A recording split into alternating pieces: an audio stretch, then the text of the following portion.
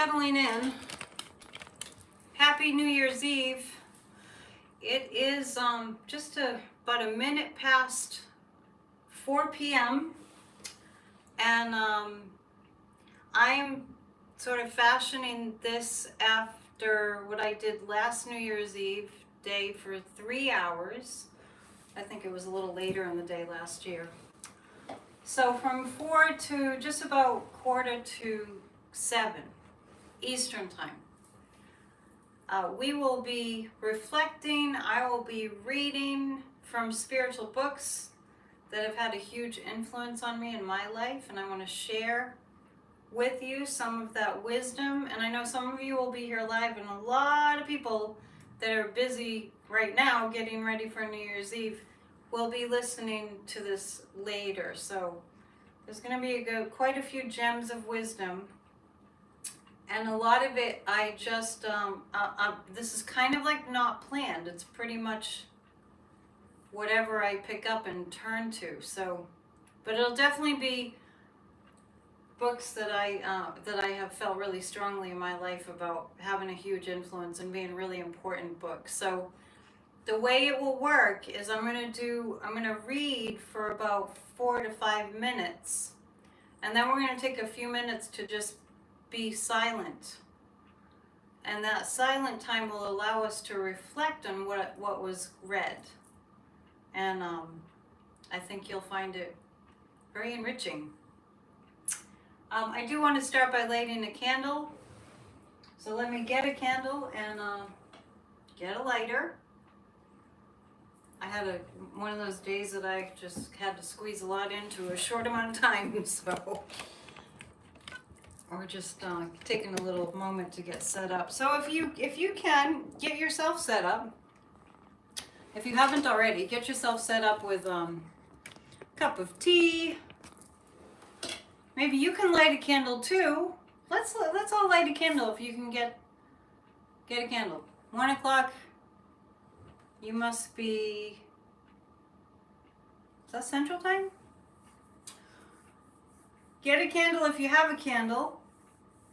I have some bells. Compliments of, we're going to ring in the new year. Compliments of one of my viewers. And we have, these bells are from India. That's a nice bell. When you have really nice bells and, like Himalayan, those bowls, brass bowls and stuff, they clear the energy. So if you don't have a bell, if you might want to purchase one to sort of clear the energy in your space. It kind of acts like smudging. 3:04 in Chicago, Central Time, right. Got it. So, I'm going to do that. I'm going to just light a candle, so hang tight. Make sure you won't be interrupted.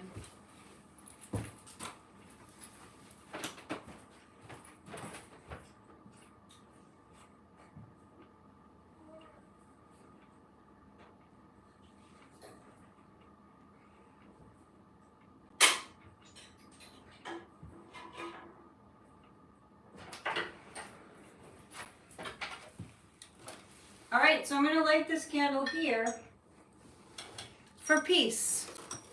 A white candle for peace.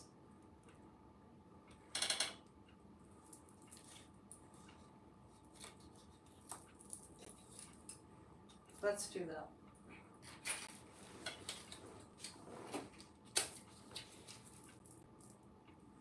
And let us think about having peace on earth.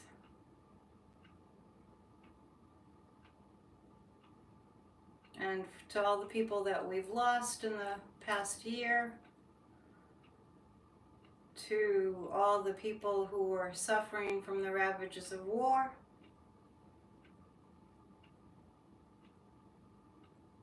and let us promote peace throughout the world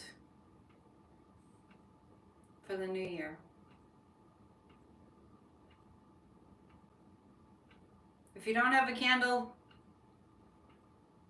you can get a candle in the coming week. Okay, so I'm going to put that right here. Burning the white flame of peace on earth. And let us begin with, if you're just joining us, we're going to, I'm going to read and then we're going to just have some silent time of reflection.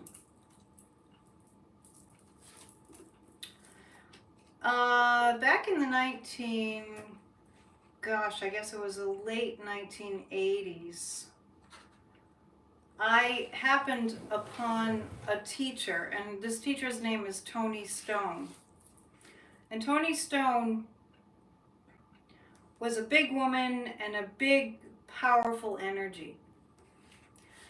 And I joke with people, like, my most impactful teachers have not had anything to do with being wimpy. my most influential teachers have been tough. And Toni was tough. Toni didn't really listen to stories that we make up and excuses that we make up. And one of the best affirmations that I ever got from Toni Stone was, "I know what to do when I do it."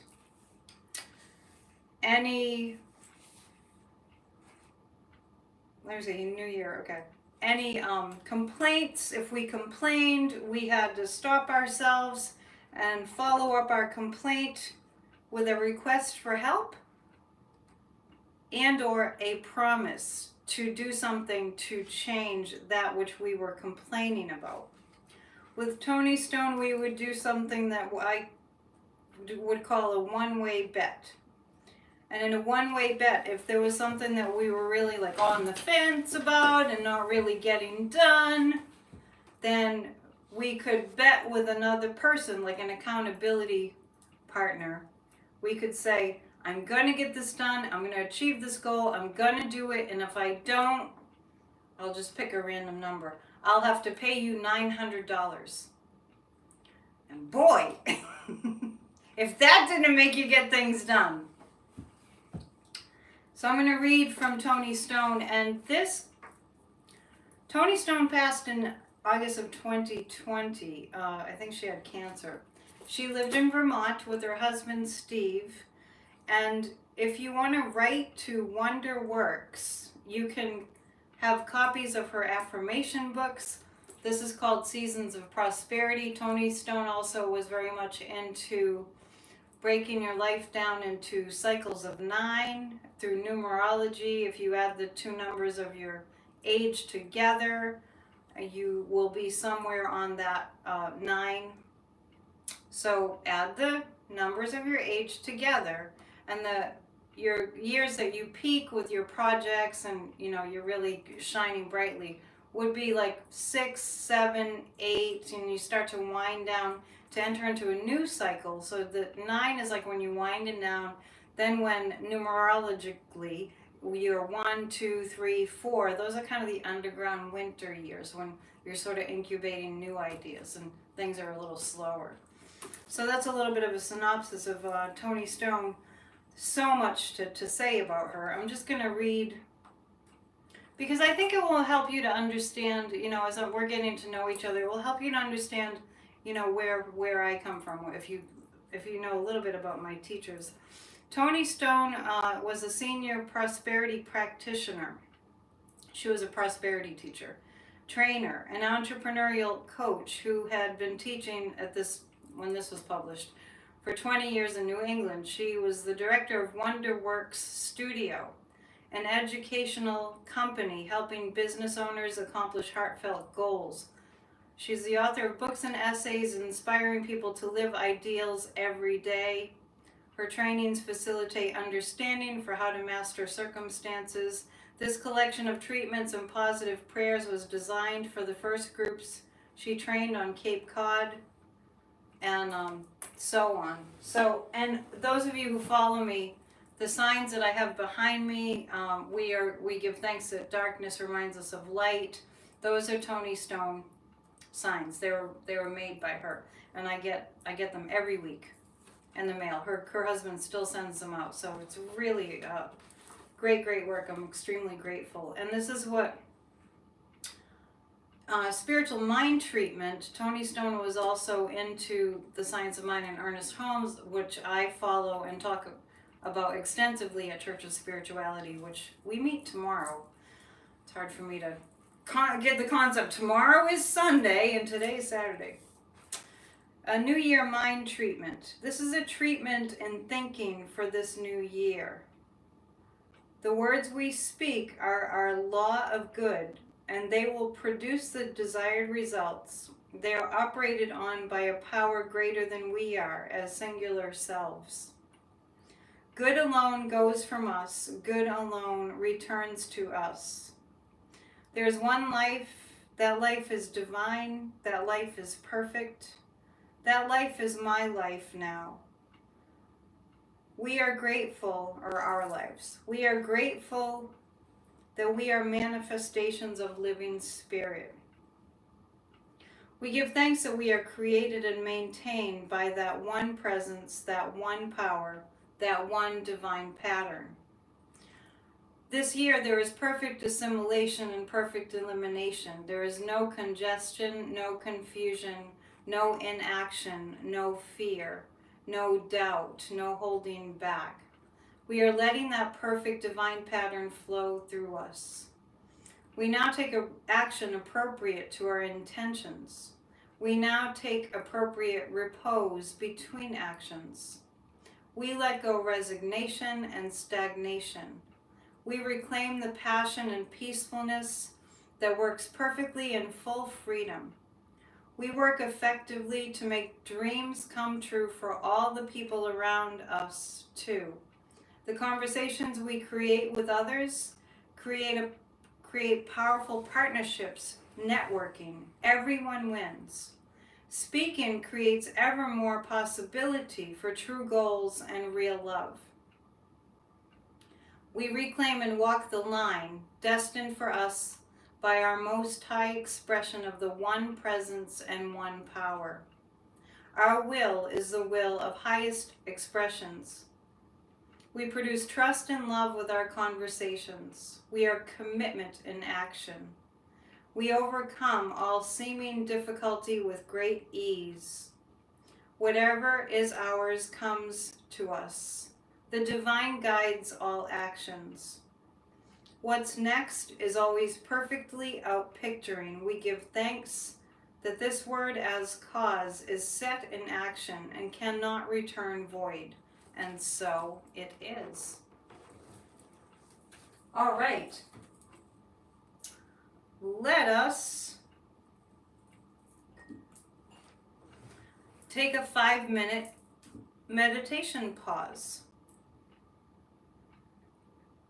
So close your eyes and take a few breaths. Long, slow, deep inhalation. And an even longer exhalation. And we're just going to be silent for 5 minutes.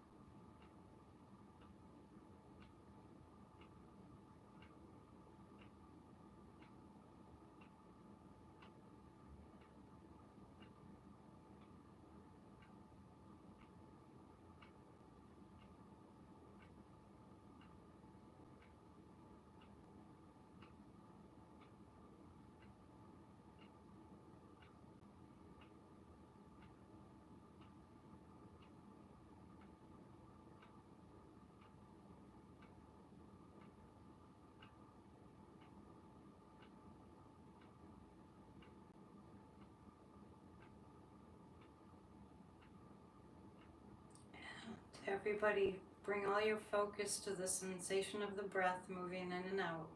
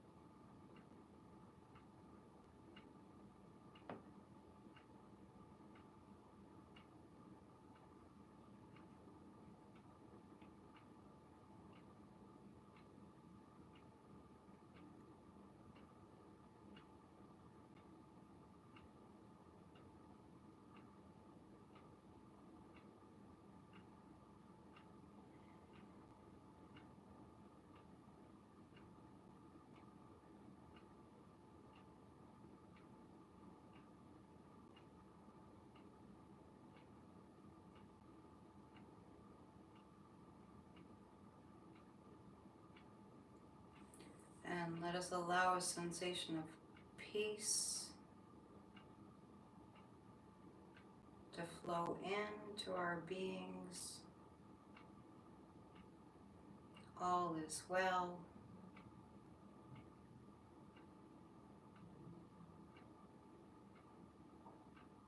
This life is full of goodness.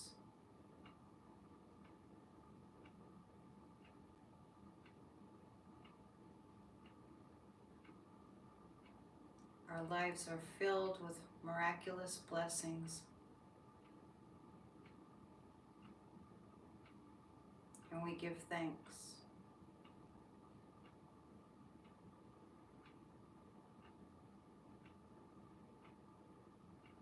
And when you're ready, you can open your eyes.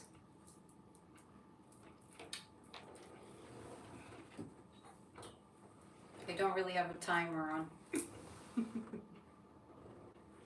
So where some people are, the new year is coming very soon. Let us read from one of my favorite authors, Stuart Wilde. And this book is called Life Was Never Meant to Be a Struggle. I discovered Stuart Wilde a very long time ago, and he really changed my life. So let's just see what Stuart Wilde has to say. I'm just going to start from the beginning. The Strugglers' Hall of Fame. So this little book, Stuart Wilde's book, the first book that I read by him was called The Force. And I guess it was written around the time of Star Wars. So may the Force be with us all, right? And I just love, Stuart Wilde was English. This book was published by Hay House, Louise Hay's company. You can find it on Hay House, or you can probably, I'm sure you can find it on Amazon or Thrift Books. Thrift Books is really great. I get a lot of the oldies but goodies from Thrift Books. So chapter 1, The Strugglers' Hall of Fame. Do you remember being told as a child that if you wanted to make it in life, you would have to work hard? That life involves pain and struggle, that you'd have to earn love and acceptance, and that if you wanted to come out on top, you'd have to put in an incredible effort? I certainly remember my mother saying to me, "Struggle ennobles the soul." But who says this is true? Look at nature. It expends a certain effort in sustaining itself, but it does not struggle. Does a tiger in the forest get up in the morning and say, "I'll struggle like crazy today and hopefully by supper time I'll get something to eat"? No way. It just rises, has a little sniff under his tiger armpits, or does whatever tigers do at breakfast time, and heads out. At noon, there on the path is lunch, provided courtesy of the Great Spirit. Okay, the last 30 yards involves the tiger and a bit of rushing about, but that can hardly be construed as a struggle. You too may have come to cross town to pick up a check, but there is a great difference between struggle and effort. Our physical condition as humans involves effort, but struggle is effort laced with emotion and desperation. Think of this: if we accept full responsibility for our lives, we will accept that our destinies are created by us, and that our lives are basically a symbol of our innermost thoughts and feelings of what we believe about ourselves. Now, if over a period of years you've laid down several 100,000 thoughts in your subconscious mind that say, life is a struggle, naturally you would project that from your inner feelings. Even if you weren't consciously aware of that aspect of your inner self, the thought would still lie deep within you and show up constantly in your life.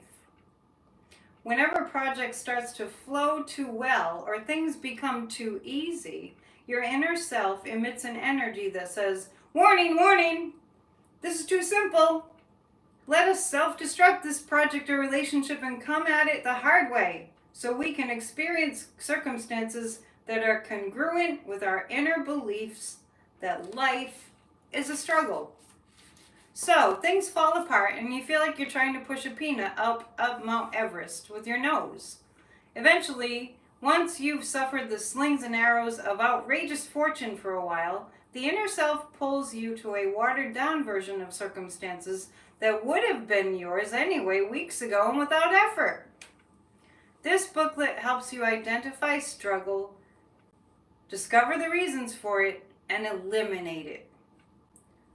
Let's look at some of the characters in the Strugglers Hall of Fame.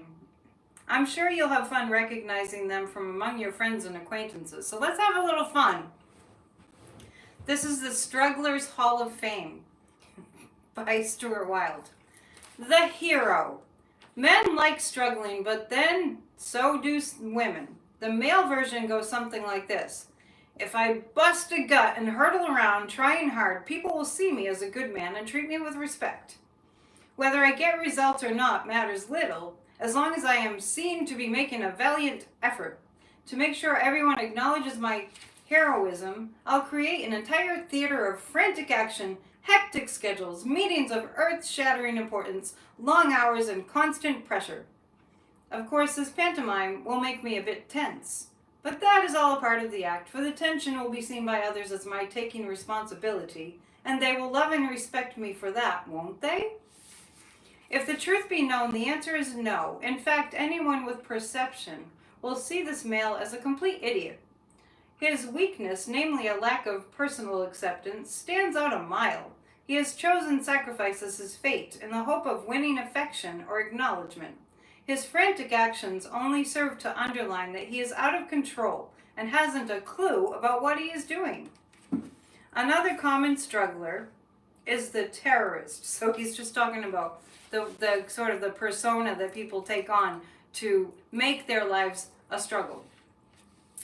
Because the terrorist, in quotes, is uncomfortable with himself, he finds he can't deal with society. He was either born disadvantaged, has never been accepted, or he bears some other kind of grudge. He therefore has to operate outside of society and finds it hard to accept help from anyone.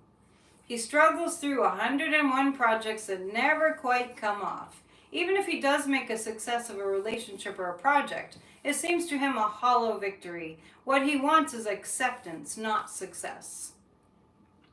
So he'll usually self-destruct his successes, then move on to struggle at something else.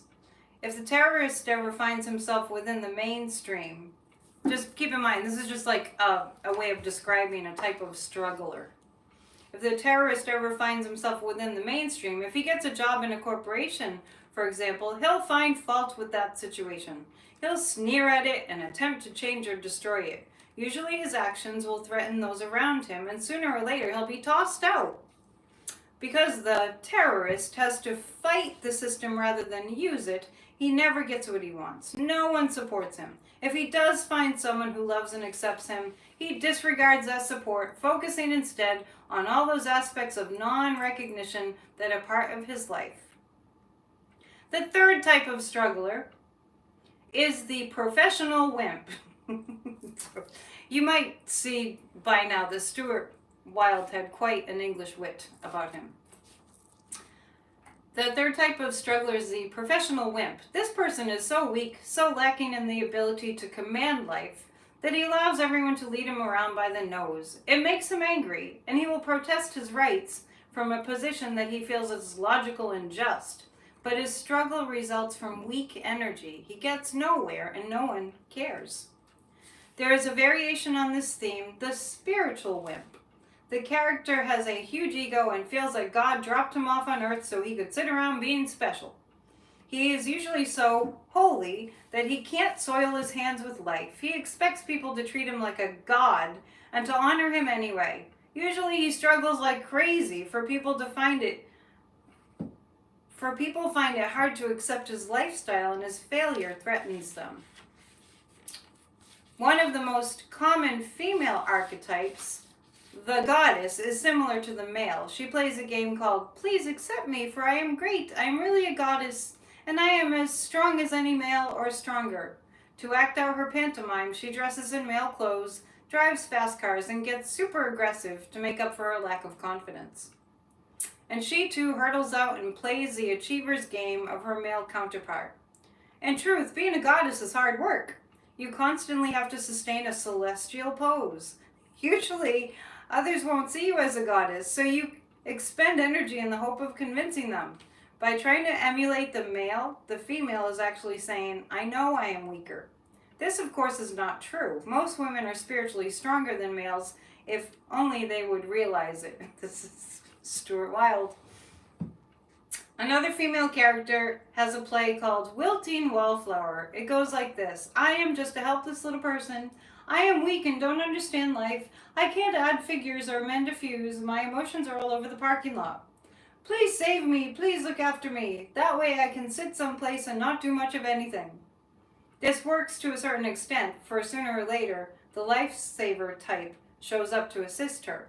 The problem is that the lifesaver, be they male or another female, will only save the wallflower once or twice. Then they move on because there's nothing in it for them. As the wilting wallflower plays out her act, it gets harder and harder for her to feel any self-worth. Sooner or later, that lack of self-worth pulls her to people who will delight in manipulating her. Her spiral of struggle is self-perpetuating, for in order to get the attention she craves, she has to create more and more dramatic scenarios of helplessness. Eventually, she drifts into playing the victim. You all know the type. When you meet her, she pours out a litany of disasters. There is nothing you can do for her because she's not asking for help. She just wants you to commiserate. Quite often, you'll want to punch her in the nose just to keep her happy. What do these characters have in common? First, they are all pretty stupid. They are playing out those facets of their personalities that are not truth. Yet, with just a small adjustment in attitude, they could move from struggle into flow. We have to work hard at creating struggle, whereas flow is a natural condition. It comes from accepting yourselves and watching your life so that it's reasonably balanced most of the time. So I recommend this little book. The conclusion of the first chapter is that we don't have to be in struggle. We can be in flow. I see some of you are sharing your New Year's rituals and resolutions. That's great. This time when we go into a 5-minute guided I'm going to guide you through the meditation. I was going to say, this time when we go into meditation, I'm going to guide you. So let us just get quiet again for 5 minutes, and maybe we can be reflecting on ways in our lives that we sign up for struggle because we forget that life can flow. It is so much better. That life can flow. That we maybe this year coming, we can go with the flow. We can allow things to just unfold. I'm a big fan of planting the seed, tending to the seed, whatever it might be, a seed idea, tending to the seed, knowing that, it knows how to grow. And when you do what you need to do and you maintain the, fertile soil and you water and you take care of the seed, it will grow. So that's going with the flow. Let us do 5 minutes of meditation. Okay. When timer ends, can it just? I don't want us to be startled by the timer.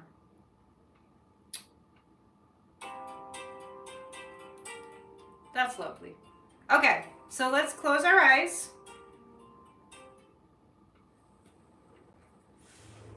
And I'll ring the bell. And we're just going to go into a little bit of a meditation about being in a flowing energy for the coming year.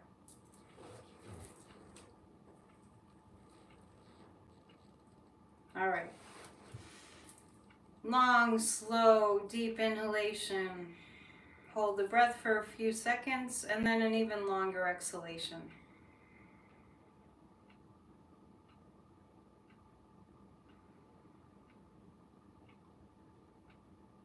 And with the long inhalation, begin to bring your attention to the heart center. You can hold the breath, even longer exhalation.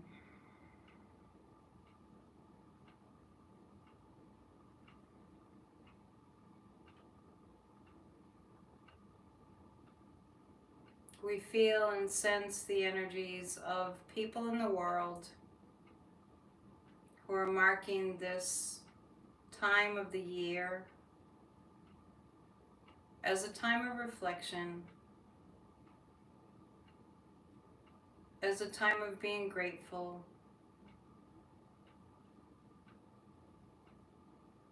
as a time to look at what's coming in the new year with optimism.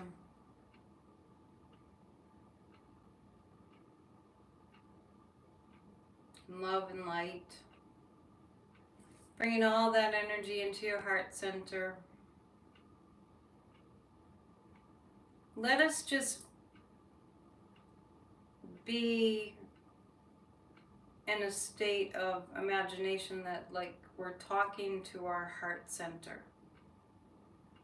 And we're asking our heart center to speak to us about the whole idea of having to struggle in your life.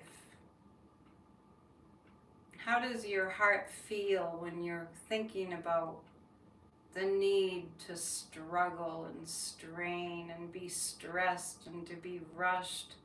Just tune into that heart. Your heart has a consciousness.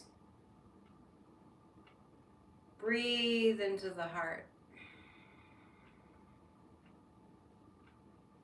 As you connect with the heart and you think about the feeling of stress and struggle and strain, things not working, things being hard, just tuning into the heart. Breathing into the heart. Feel how your heart feels about the struggle. And as though you're speaking to this heart consciousness, ask your heart center the question, would you like to release the struggle? Would you like for me to release this feeling of struggle that I've imparted upon my heart just because I was unconscious that life could be easy and flowing? Just really speak to your heart. Would you like for me to release the idea of things being hard and a struggle?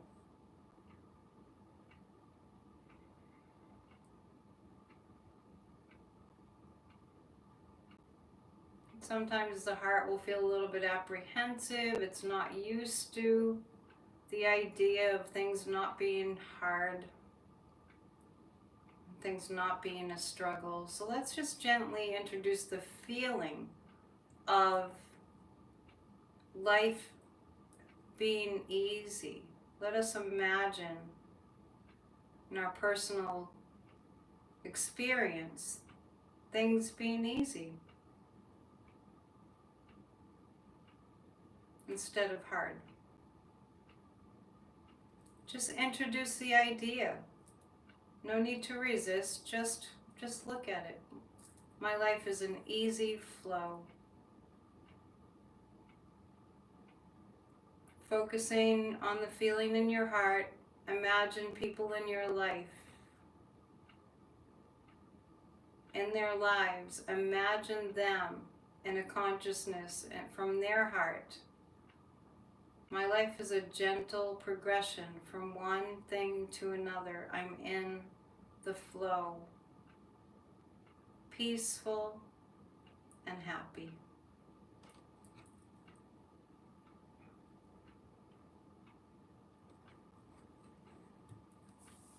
Take a deep, deep, deep breath. Bringing in light and love and calm.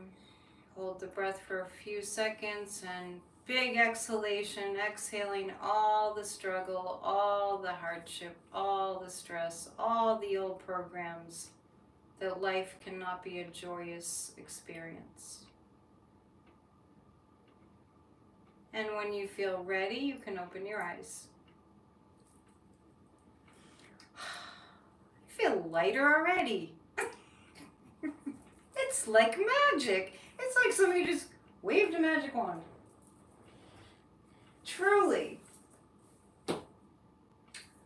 Let's see. I literally am just pulling books off the shelf.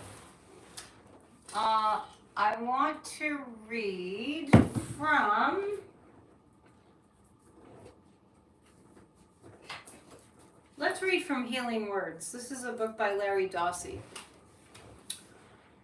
This book came out in the 1990s, I believe, and in this book, Healing Words by Larry Dossey, it was a New York Times bestseller. Larry Dossey cites the research. You're welcome for that meditation. Cites the research that has proven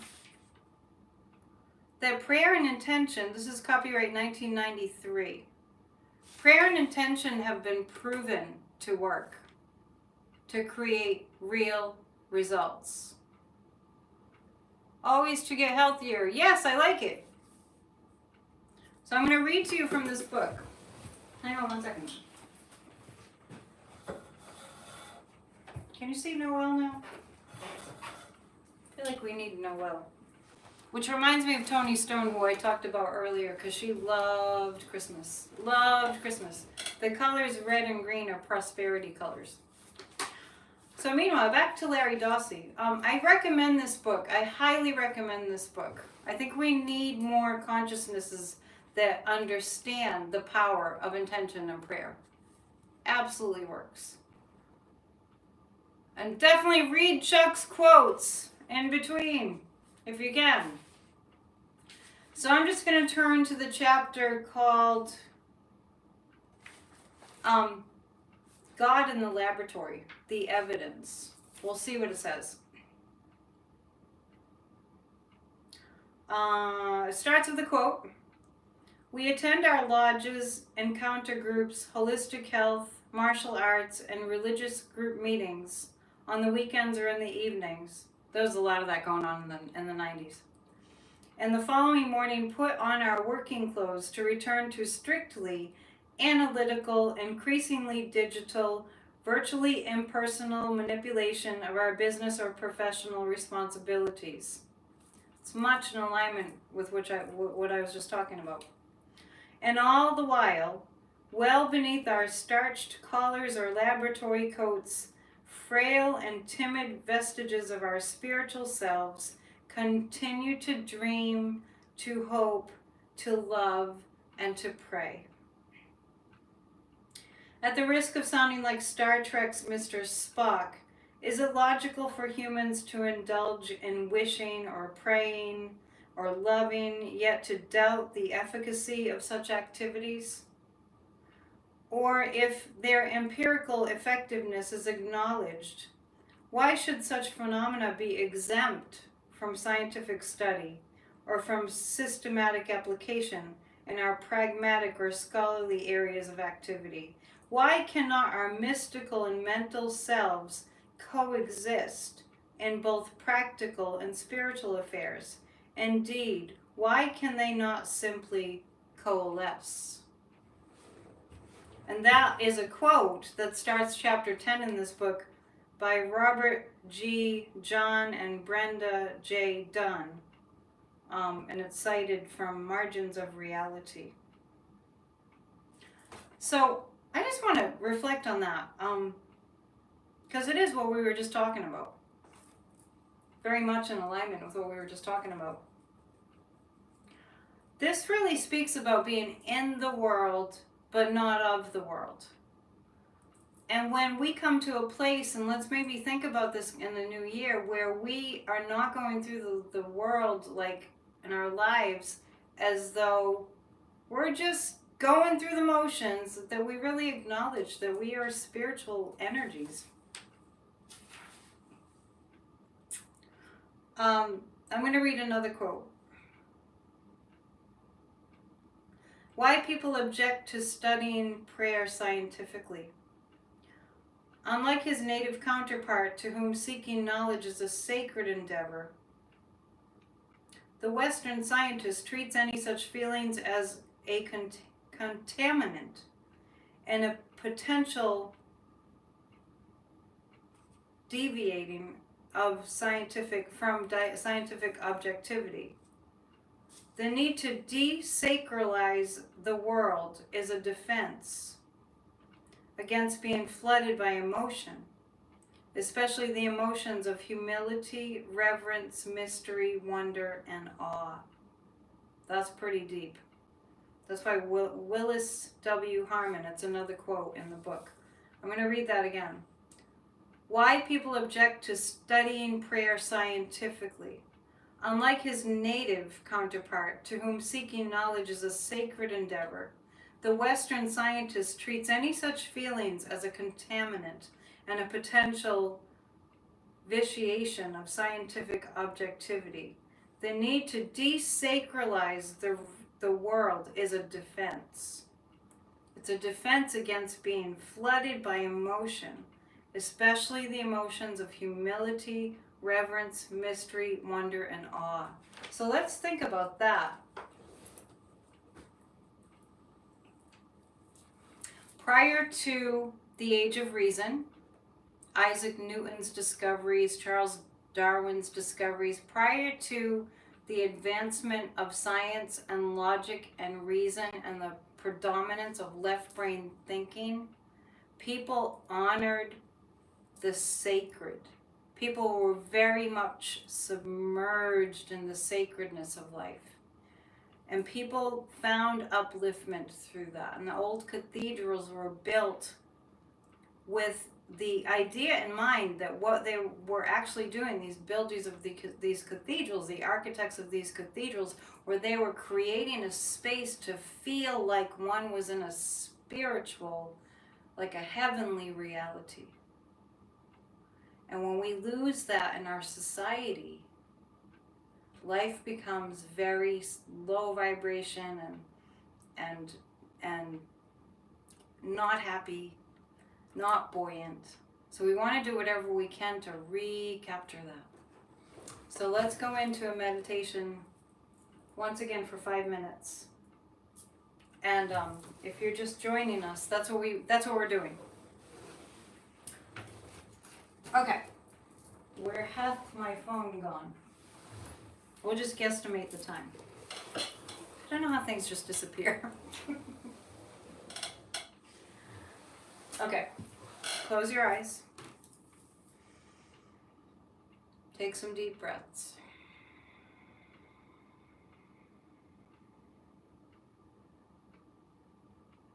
Allow your body to really just settle down and be quiet and be extremely still and extremely peaceful.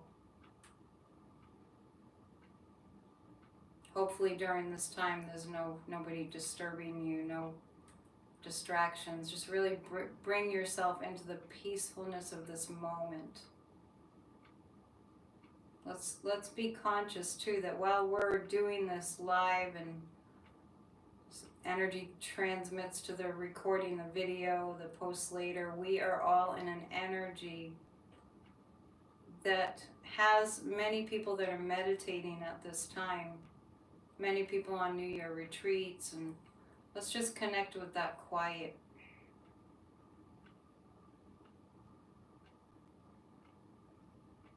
And with each inhalation, just kind of follow the breath. Each exhalation, just kind of follow the breath. Be aware of the breath. Feel the sensation of the breath moving in, moving out. Allow everything to settle down even more. The next inhalation, when you feel like you've inhaled as much as you can, inhale a little more.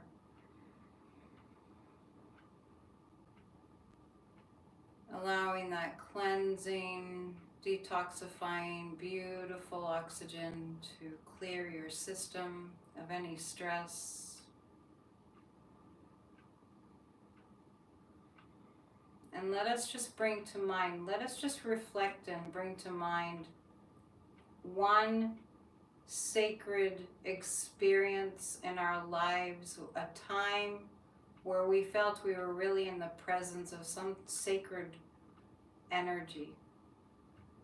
Don't worry about getting the right memory, or just imagine a time in your life when you really felt that you touched the mystical, the sacredness. Were you in a cathedral? Were you in meditation? Were you in nature? What was happening? Was it a moment between two people?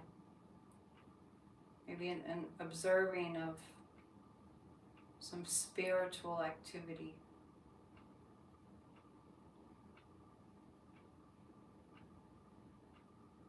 Maybe you have another remembrance. Maybe it's more than one.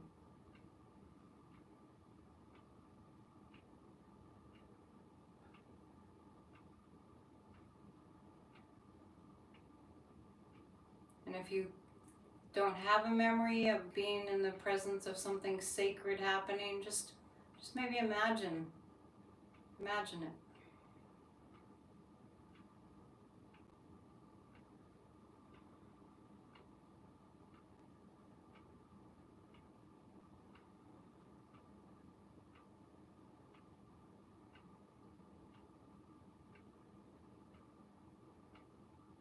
And now let us bring to mind a vision. Let us imagine, wherever you are, each and every one of us has our hands cupped in an upward position. And in these cupped hands facing upward, imagine you're holding a ball of brilliant light. Just using our imagination. Imagine you're holding a ball of brilliant light.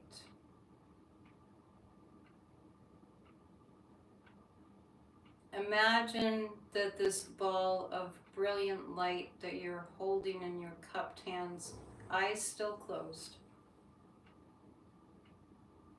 Imagine that you're about to pass it to somebody in this imaginary vision. Pass this ball of light to anyone you wish, somebody that you know, somebody that you don't know, somebody you imagine is in our room, in our chat. Just imagine yourself passing that light to their cupped hands. Here, have some light. And if more people come to mind that you'd like to pass this light to, what happens is this light reappears in your hand, in your cupped hands. It just will reappear every time. Think of others that you'd like to pass this light on to. Imagine those people, that person in your presence, and you're reaching out your cupped hands, your upright cupped hands with this ball of light, and you're passing it along. Here, have some light.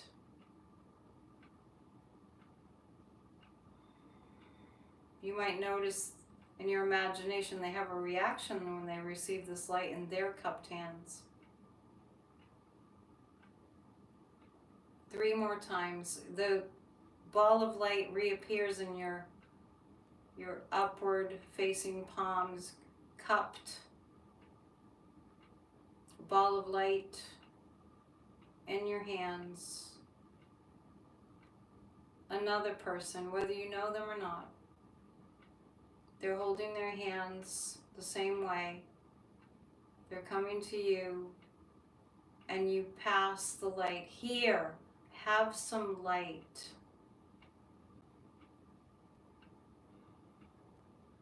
And the ball of light appears, another ball of light appears in your cupped upward facing hands, a ball of light. Somebody else comes along expecting the light, holding their hands out. Here, have some light. And as you're passing this light to these people,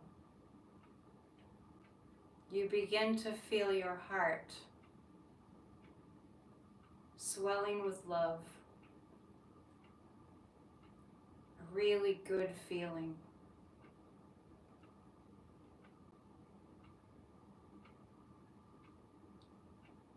And one more time, knowing that the light continues. This ball of light appears in your hands. And if you wish, if it's comfortable for you, you can pass this on to somebody that you don't have good feelings about, just acknowledging their soul. The next person you'd like to send the light to, they approach, their hands are outstretched in a cupped position.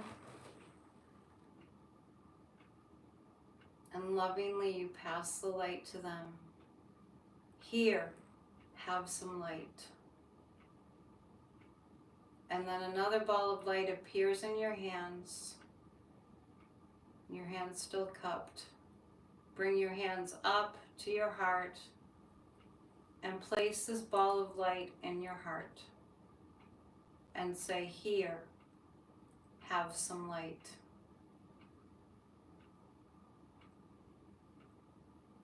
And breathe the light in. Feel a sense of peace, rays of light shining out from the heart. You can bring your hands down and affirm, I am light.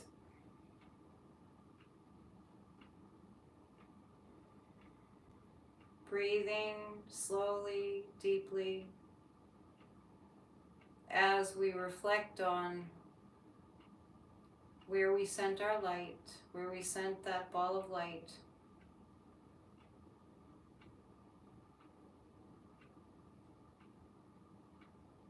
And let us imagine that this is what the angels and the enlightened masters and beings on the other side are doing for us all the time. And we're just passing it along.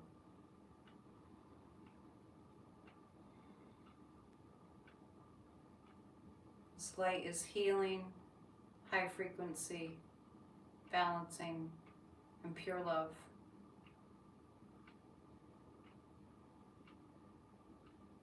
Busting through any of the darkness, obliterating it.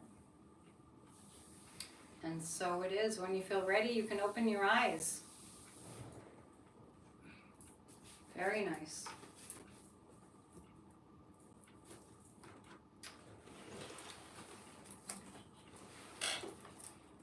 Ready for another?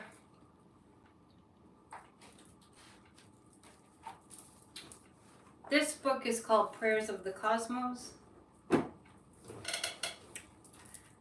The author is Neil Douglas Klotz, Klotz. And I'm going to read to you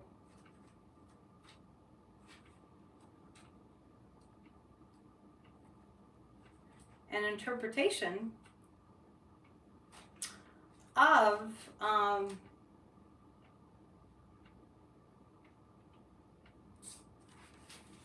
the Lord's Prayer. So in this book he talks about meditations on the Aramaic words of Jesus, who spoke Aramaic because that was the Middle Eastern language. And this is Abun de Bosh Maya. I might be mutilating that. I don't speak Aramaic, but Abun de Bosh Maya means our Father who art in heaven. But this is the interpretation from the Aramaic. And that line, our Father which art in heaven, translates to mean something like this. O birther, Father, Mother of the cosmos.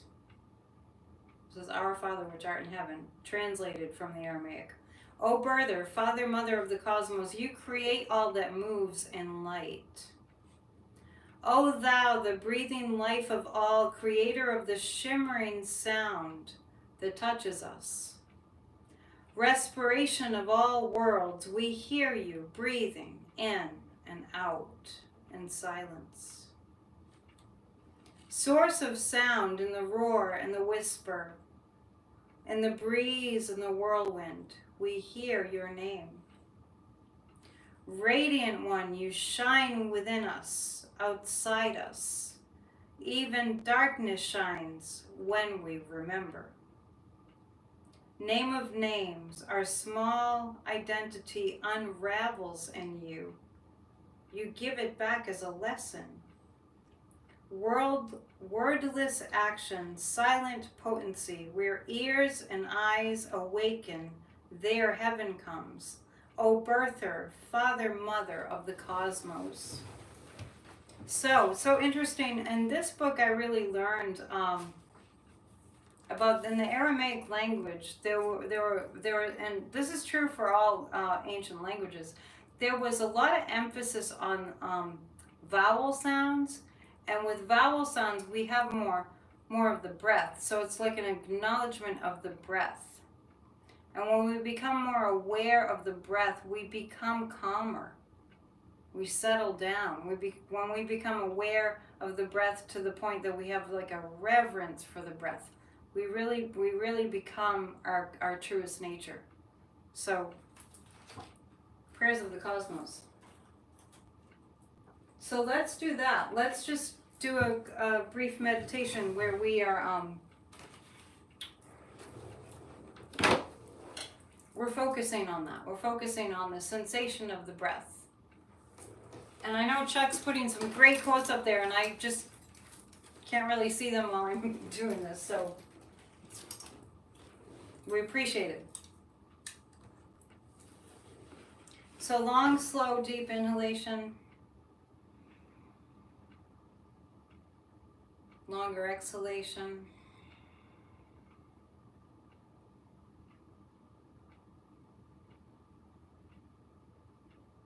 And as we focus on the sensation of the breath moving in and out,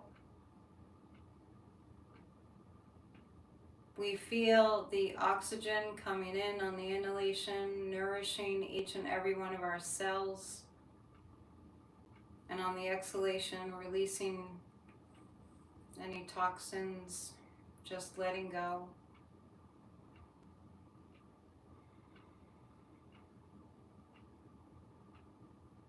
And let's bring to mind a feeling, let's feel the feeling of gratitude, feeling so grateful. Let's feel the feeling of just reverence, even humility for this amazing breath that is our only connection to life. Let us make our focus on the sensation of the breath the most important thing in these few minutes. Breathing in, out. And as we make the breath very, very slow, having a sense of reverence and gratitude for the breath.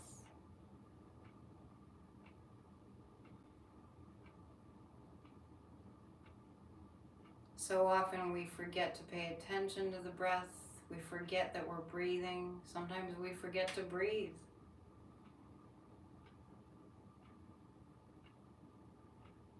This is the source of all the life within us.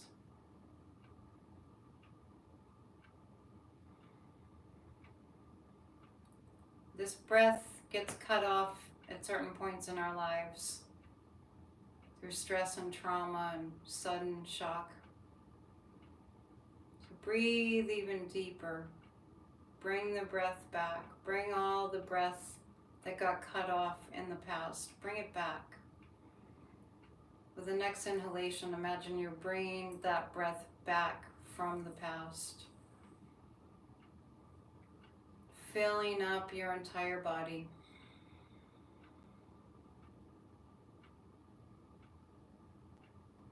All the trillions upon trillions of cells and all the systems, respiratory, circulatory,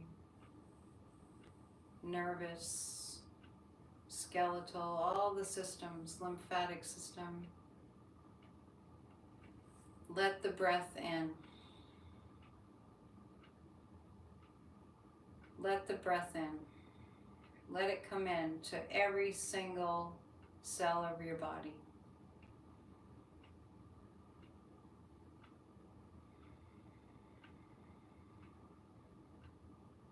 The body is healing, the body is balancing.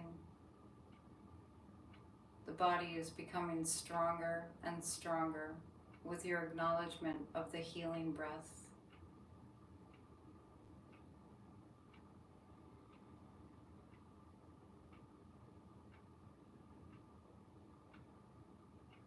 And now imagine yourself in your day-to-day life.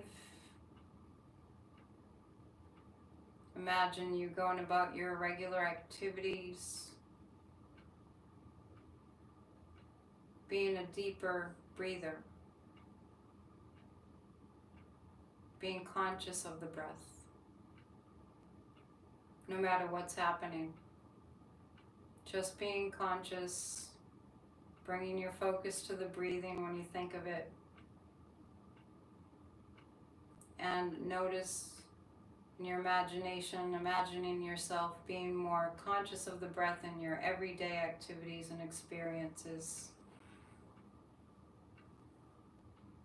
Imagine how your life might be different due to this simple awareness and attention to the breath that gives you life. All is well.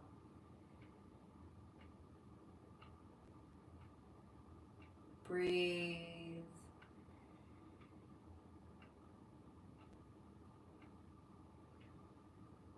Breathe.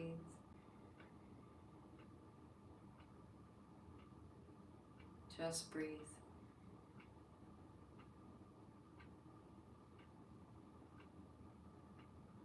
All is well.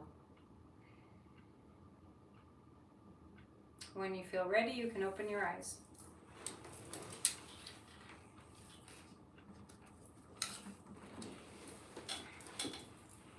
So Neil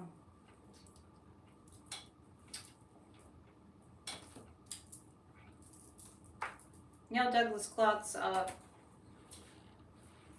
translated for the Aramaic language of the teachings of the New Testament of the Bible, of what really was being said in the Aramaic language, the Middle Eastern language that Jesus the Christ spoke. I'm going to read from Ernest Holmes, The Science of Mind, which I read from every Sunday. And I want to just read about healing miracles. Let's read about healing miracles. Okay, so let's do this.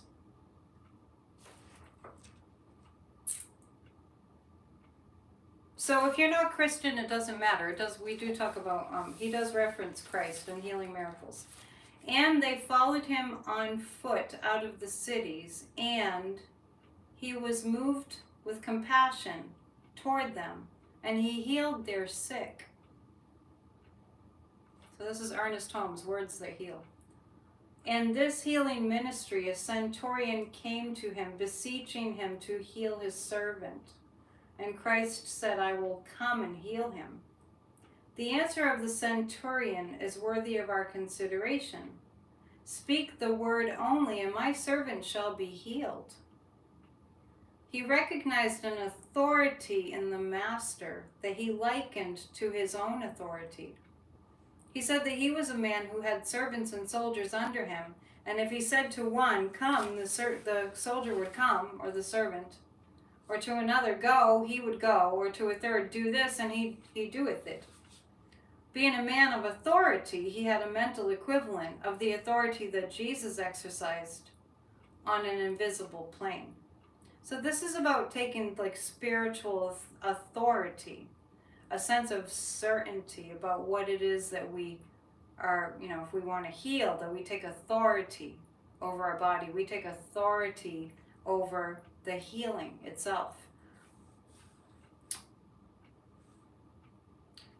So, what I want to point out here is with anything in our lives, like Ernest Holmes would talk about the mental equivalent. And this is a great, great, great book, Words That Heal Today.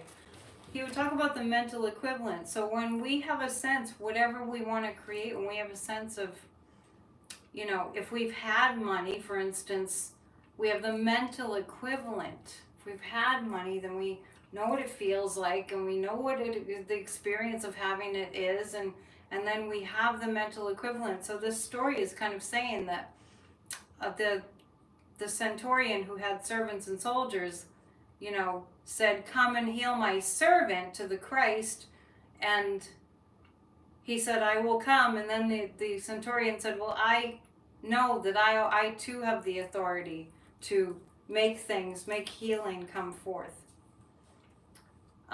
So his answer seemed to delight the Christ, who said, I have not found so great faith. Go thy way, and as thou hast believed, so it be done unto thee. It's really great. The mentally equivalent. I'm going to read a little bit from if you want to have more of these types of discussions, my church every Sunday, Church of Spirituality right here, is every single week, and we talk about such things. And out fell a beautiful card. Let us take care of the earth this year. Let us. Love is Letting Go of Fear by Gerald Jampolsky. And I'm going to read the foreword by Carlos Santana, the great musician. Love is letting go of fear is the sweetest, gentlest, healing melody to my heart. Its principles have helped me find a sense of inner peace, joy, and happiness beyond what I had ever experienced before or thought possible. This is an amazing book. This book was published many, many, many times around the world, translated into many, many, many different languages. Really incredible. So I'm going to read Lesson 2, Forgiveness is the Key to Happiness. I don't know, I'm just picking that one. Ready? Thank you to the wielders of the wrench. I appreciate you being here. I appreciate all of you being here. I know it's a busy time for a lot of people, so it means a lot. Okay, let's read about forgiveness being the key to happiness. We all want to be happy, right? And it's lesson 2 in this book. Yeah, it's an amazing book. It's an easy read. Forgiveness is the key to happiness. Inner peace can be reached only when we practice forgiveness. Let's read that again. Inner peace can be reached only when we practice forgiveness. Forgiveness is a vehicle for changing our perceptions and letting go of our fears, condemning judgments, and grievances. We need to remind ourselves constantly that love, so capital L, is the only reality there is. Anything we perceive that does not mirror love is a misperception. Forgiveness then becomes the means for correcting our misperceptions. It allows us to see only the love in others and ourselves and nothing else. Kind of like that passing the light meditation that we just did. Through selective forgetting, through taking off the tinted glasses that superimpose the fearful past upon the present, we can begin to know that the truth of love is forever present, and that by perceiving only love, we can experience happiness. Forgiveness then becomes a process of letting go and overlooking whatever we thought other people may have done to us, or whatever we may think we have done to others. When we cherish grievances, we allow our minds to be fed by fear, and we become imprisoned by these distortions. When we see our only function as forgiveness, and we are willing to practice it consistently by directing our minds to be forgiving, we will find ourselves released and set free. Forgiveness corrects the misperception that we are separate from each other and allows us to experience a sense of unity and at one-ment with each other. Forgiveness, as defined here, is different from the way most of us have been trained to understand it. Forgiveness does not mean assuming a position of superiority and putting up with or tolerating behavior in another person that we do not like. Forgiveness means correcting our misperception that the other person harmed us. Mind is confused, afraid, and full of fear. It is certain of the interpretation it places on its perceptions of others. It is certain of the justification of its anger and the correctness of its condemning judgment. The unforgiving mind rigidly sees the past and future as the same and is resistant to change. It does not want the future to be different from the past. The unforgiving mind sees itself as innocent and others as guilty. It thrives on conflict and being right, and it sees inner peace as its enemy. It perceives everything as separate. Whenever I see someone else as guilty, I am reinforcing my own sense of guilt and unworthiness. I cannot forgive myself unless I am willing to forgive others. It does not matter what I think anyone has done to me in the past or what I think I may have done. Only through forgiveness can my release from guilt and fear be complete. Example: the following is a personal story that demonstrates some principles about grievances and forgiveness. One morning, my secretary brought in a huge pile of bills. She reminded me that my income was down because of the increasing amount of time I was spending on a non-fee basis. She said there was a man who owed me $500 for services rendered to his daughter the previous year, and reminded me of how well and quickly the daughter had responded to working with me. Then she said that she was tired of sending the bill and suggested I send it to a collection agency. I told her I had never sent a bill to a collection agency, and I didn't plan to do that now, but I would give some thought to the matter. As I looked at the unpaid bills I owed, I began to feel what I thought was justified anger, and I felt I had a legitimate grievance. After all, I had done my part, and he and his daughter had benefited from working with me. I knew her father could well afford to pay the fee, and I began to think he was a louse for not paying. I made up my mind to phone him that afternoon. While meditating on my daily lesson from A Course in Miracles, which was "Forgiveness is the key to happiness," A picture of this man who owed me money came across my mind. I heard an inner voice state that I was to let go of the past and my attachment to the money. I was to practice forgiveness and heal my relationship with him. So I phoned him. I told him about my meditation and my decision to send no more bills. I told him of my past anger and of my determination not to retain it. I said I was calling to heal our relationship and that the money was no longer an issue. There was a long pause before he said, "Well, if I don't pay your bill, certainly God is not going to." I said I thought it was important to let go of the money issue and the anger I'd felt toward him regarding the bill. I told him I was releasing myself from the thought that he had hurt me in any way. There was another silence, and his voice became warm and loving. He thanked me for phoning, and then, to my surprise, he said that he would mail the check next week, which he did. The next hour, I saw a mother of an 11-year-old girl who had cancer of the spine and was a member of one of our groups at the center. The mother had been receiving public assistance, but because of many complexities, was not able to obtain money through this or other channels. Her car had been repaired and was waiting for her at the garage, but she could not pay the repair bill. Because of the car problem, she had missed essential appointments for her daughter's chemo treatments. My inner voice said, "Give her the money, since you have just found money that you thought you didn't have." When I did this, I experienced inner peace. I continue to be impressed by how quickly I experience inner peace when I let go of my attachment to the past belief that someone is guilty and someone is innocent. All right, and there's an affirmation here. Today, we choose to let go of all past misperceptions about ourselves and others. Instead, we will join with everyone and say, "We see you and ourselves only in the light of true forgiveness." Really wonderful words of wisdom from Jampolsky. Okay, somebody say something.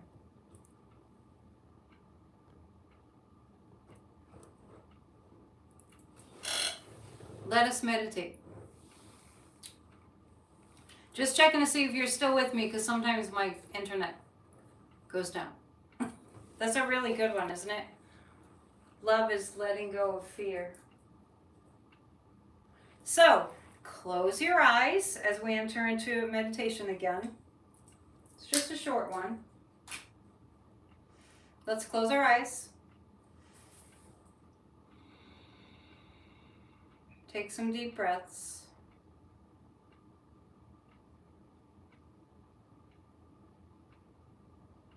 And this is going to be an interesting one, I can tell from the guides.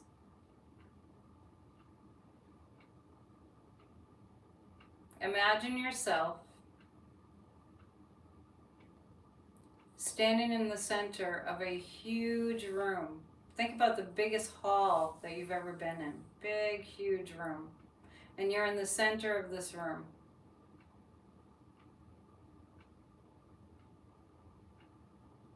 And this room has a door.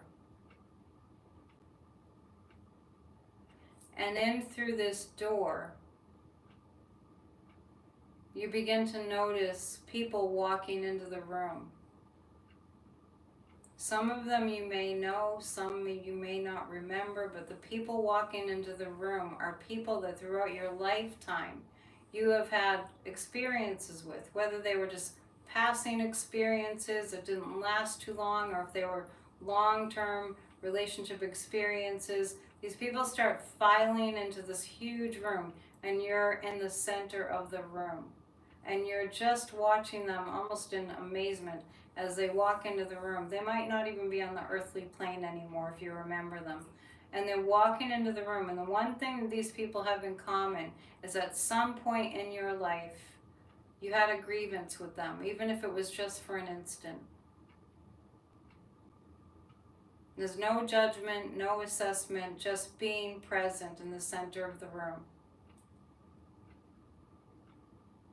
And as they walk in, you notice that the air and the energy in the room is getting kind of heavy.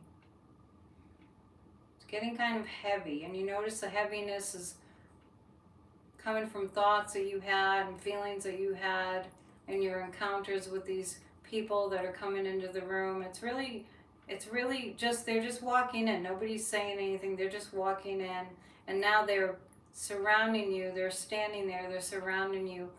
All the people that you remember or don't remember, just these people standing there that you've had some kind of a grievance with in your life. It's part of the human condition. We all do it.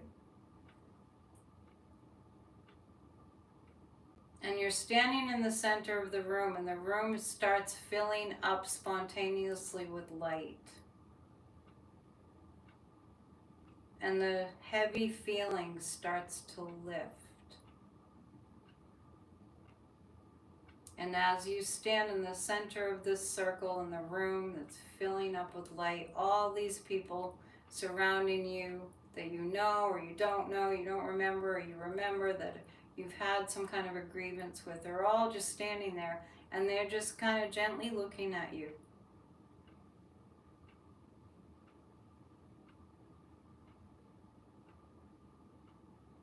It's a little bit serious, it's a little bit somber. And you're standing there and you're just kind of looking around. And all of a sudden, maybe in an unexpected way, you begin to smile. And you begin to look at each and every person in that room, and you just smile. And as you smile, you feel this smile like a contagion, touching each person in the room. You just smile. And now you begin to nod, and you're smiling and you're just nodding gently, and you're looking at each and every one of them as if you're simply just acknowledging their presence and their existence in your life. Past, present, or even future. You're just acknowledging, and you're smiling. And each and every human in that room smiles back at you. There's not one person. As you turn to every single person, you move in a circle in the center, and you make eye contact with every person in the room, everyone you've ever had a grievance with, and you smile. And they smile. All is well. All was well, all is well, and all will be well. And the entire room has a shift in energy. And all of a sudden, the room that felt so heavy and serious and somber with grievances, the energy of the room completely lightens up. And now, imagine yourself speaking the words, "I forgive you all." And imagine all the people in the room that are now smiling. They say in unison, "We forgive you also." And where there is forgiveness, there is love.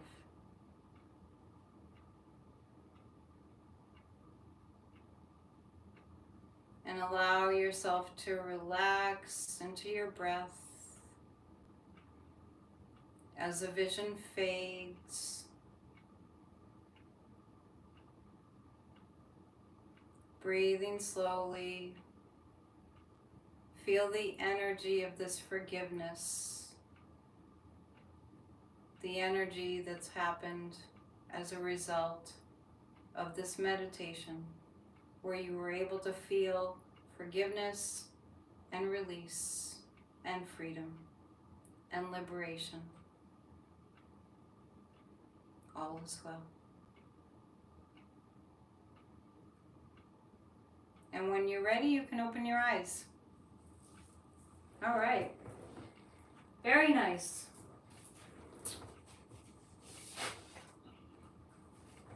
I'm going to read from Living in the Light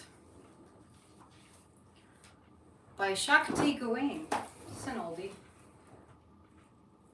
The reason I'm asking if you can still connect with me is I have a lot of thumbs up, and thank you for that. And I noticed the number of people in the room has dropped, and sometimes that happens when I lose my connection, so I'm just making sure.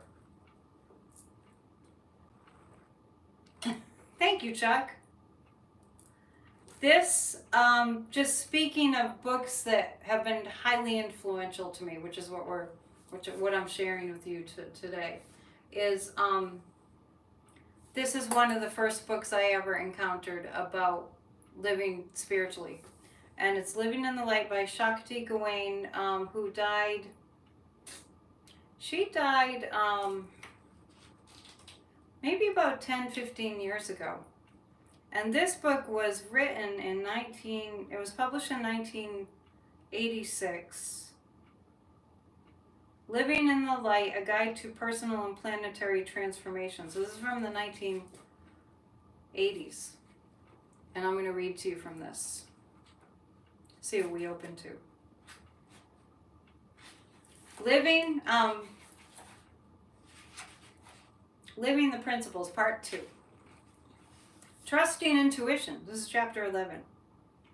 Most of us have been taught from childhood not to trust our feelings, not to express ourselves truthfully and honestly, not to recognize that at the core of our being lies a powerful, loving, and creative nature. When we're children, we learn easily to try to accommodate those around us, to follow certain rules of behavior, to suppress our spontaneous impulses, and to do what's expected of us.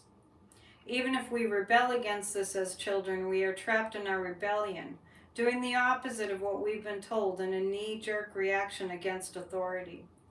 Very seldom do we as children receive any support for trusting ourselves, listening to our own sense of inner truth, and expressing ourselves in a direct and honest way. When we consistently suppress and distrust our intuitive knowingness, looking instead for authority, validation, and approval from others, we give our personal power away. This leads to feelings of helplessness, emptiness, a sense of being a victim, and eventually to anger and rage. And if these feelings are also suppressed, to depression and deadness. We may simply succumb to these feelings and lead a life of quiet numbness. We may overcompensate for our feelings of powerlessness by attempting to control and manipulate other people in our environment. Or we may eventually burst forth with uncontrolled rage that is highly exaggerated and distorted by its long suppression. None of these are very positive alternatives. The true solution is to re-educate ourselves to listen to and trust the inner truths that come to us through our intuitive feelings.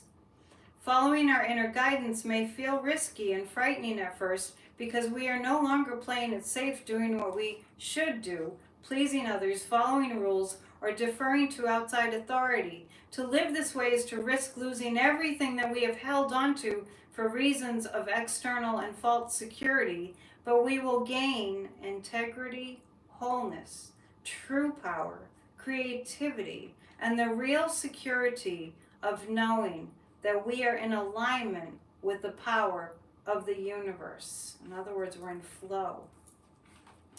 In suggesting that our intuition needs to be the guiding force in our lives, I'm not attempting to disregard or eliminate the rational mind. The intellect is a very powerful tool, best used to support and give expression to our intuitive wisdom, rather than, as we often use it, to suppress our intuition. Most of us have programmed our intellect to doubt our intuition. We talked about that earlier. When an intuitive feeling arises, our rational minds immediately say, I don't think that will work. Nobody else is doing it that way. Or what a foolish idea, and the intuition is disregarded. As we move into the new world, it is time to re-educate our intellect, to recognize the intuition as a valid source of information and guidance. We must train our intellect to listen to and express the intuitive voice. The intellect is by nature very disciplined, and this discipline can help us to ask for and to receive the direction of the intuitive self if we train it. What does it mean to trust your intuition? How do you do it? It means tuning into your gut feelings, your deepest inner sense of personal truth in any given situation, and acting on these feelings moment by moment. Sometimes these gut messages may tell you to do something unexpected or inconsistent with your previous plans. They may require that you trust a hunch that seems illogical. You may feel more emotionally vulnerable than you are used to feeling. You may express thoughts, feelings, or opinions foreign to your usual beliefs. You may follow a dream or fantasy, or take some degree of financial risk to do something that feels important to you. At first, you may fear that trusting your intuition will lead you to do things that seem somewhat hurtful or irresponsible to others. For example, you may hesitate to break a date even though you need time for yourself because you fear hurting your date's feelings. I found that when I really listen to and trust my inner voice in the long run, everyone around me benefits as much as I do. That's Shakti Gawain. She also wrote a book called Creative Visualization. I have that around here somewhere. Oh, Rhonda, you're going to make me work? I'm just teasing you. It's just that I'm randomly choosing books to read from. So I probably won't, but thanks for the suggestion. Let's meditate. We'll do a short meditation about trusting the intuition that we were born with. Close your eyes, take some deep breaths.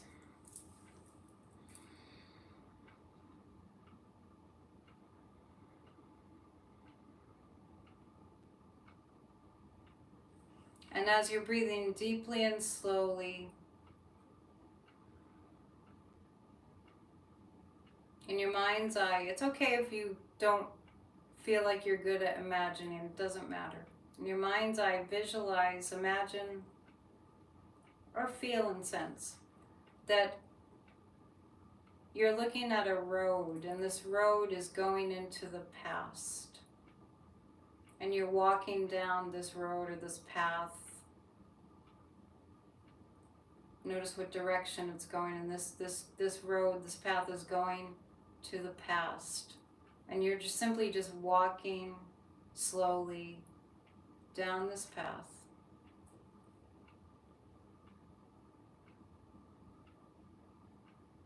And it's understandable that we don't remember being very, very young. So you may feel like this is just imagination, and that's fine. Imagine yourself being a child, stopping at a certain point on the path, at a certain age, but you're a child.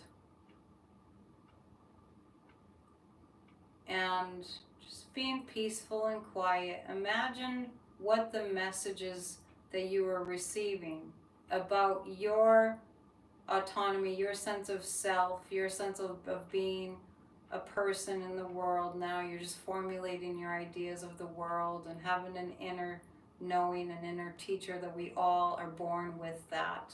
We all have that. And you're a child. And just notice as you are in the environment that you were in at whatever age you're imagining yourself to be, the people that were around you and what they may have said or modeled for you about your sense of intuition. Maybe even your sense of imagination. Oh, that's just make-believe. See if you can notice the experiences, and maybe you wanted to be something when you grew up, and maybe they said, oh no, that's probably not going to happen. Just be aware. Just kind of observe and notice and see what comes to your mind when you think about the true you.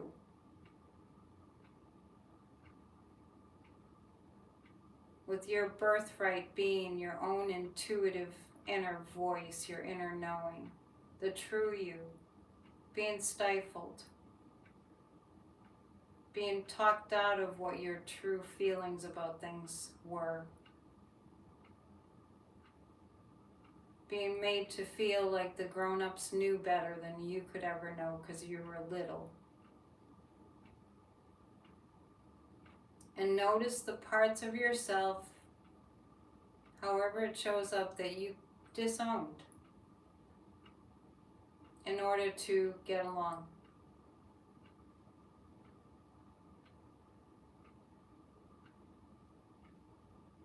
And imagine that you have spirit guides around you in this vision time, and you're noticing that they're helping you to see where you were taught to limit your intuitive sense. They're helping you to see how you were shown to not trust yourself. That if it came from you, it wasn't to be trusted.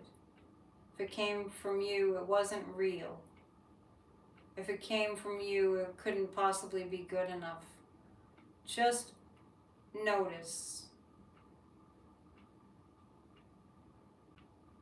And now your angels and guides around you say this: we're giving it all back to you. We're giving you the sense of self and knowing and intuition and autonomy and your own personal guidance. We're giving it back to you.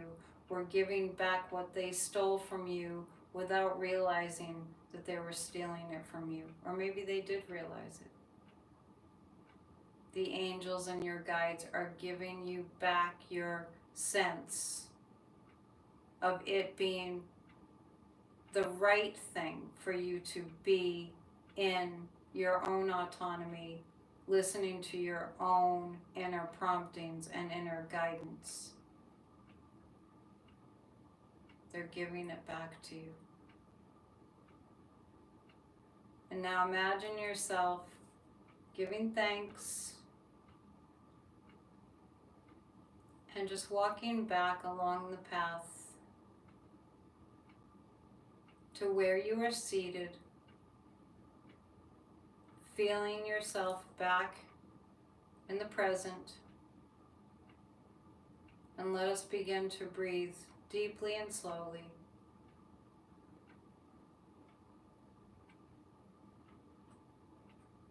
Feeling the feeling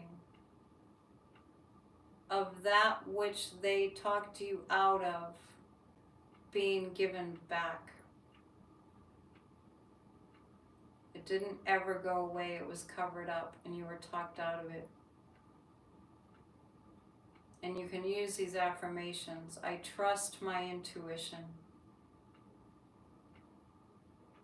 I know I have an inner guidance system, like an inner compass. I begin the process of using it more, of trusting it more. I begin the process of allowing my inner guidance to guide me. I give up any sense that it must be perfect. I give up any sense that if it's not so-called perfect, it's not worth it. I give up any sense of being inadequate in any way. I trust my inner guidance that I was born with.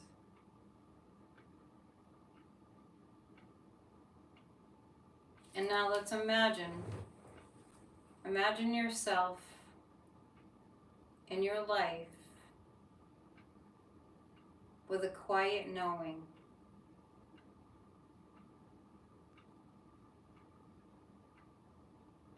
Perhaps using the affirmation, the statement, I just know. Not having to explain how or why, or just, I just know. I just know. And feeling happy and light and empowered. When you feel ready, you can come back into the room and open your eyes. I just know. I just know.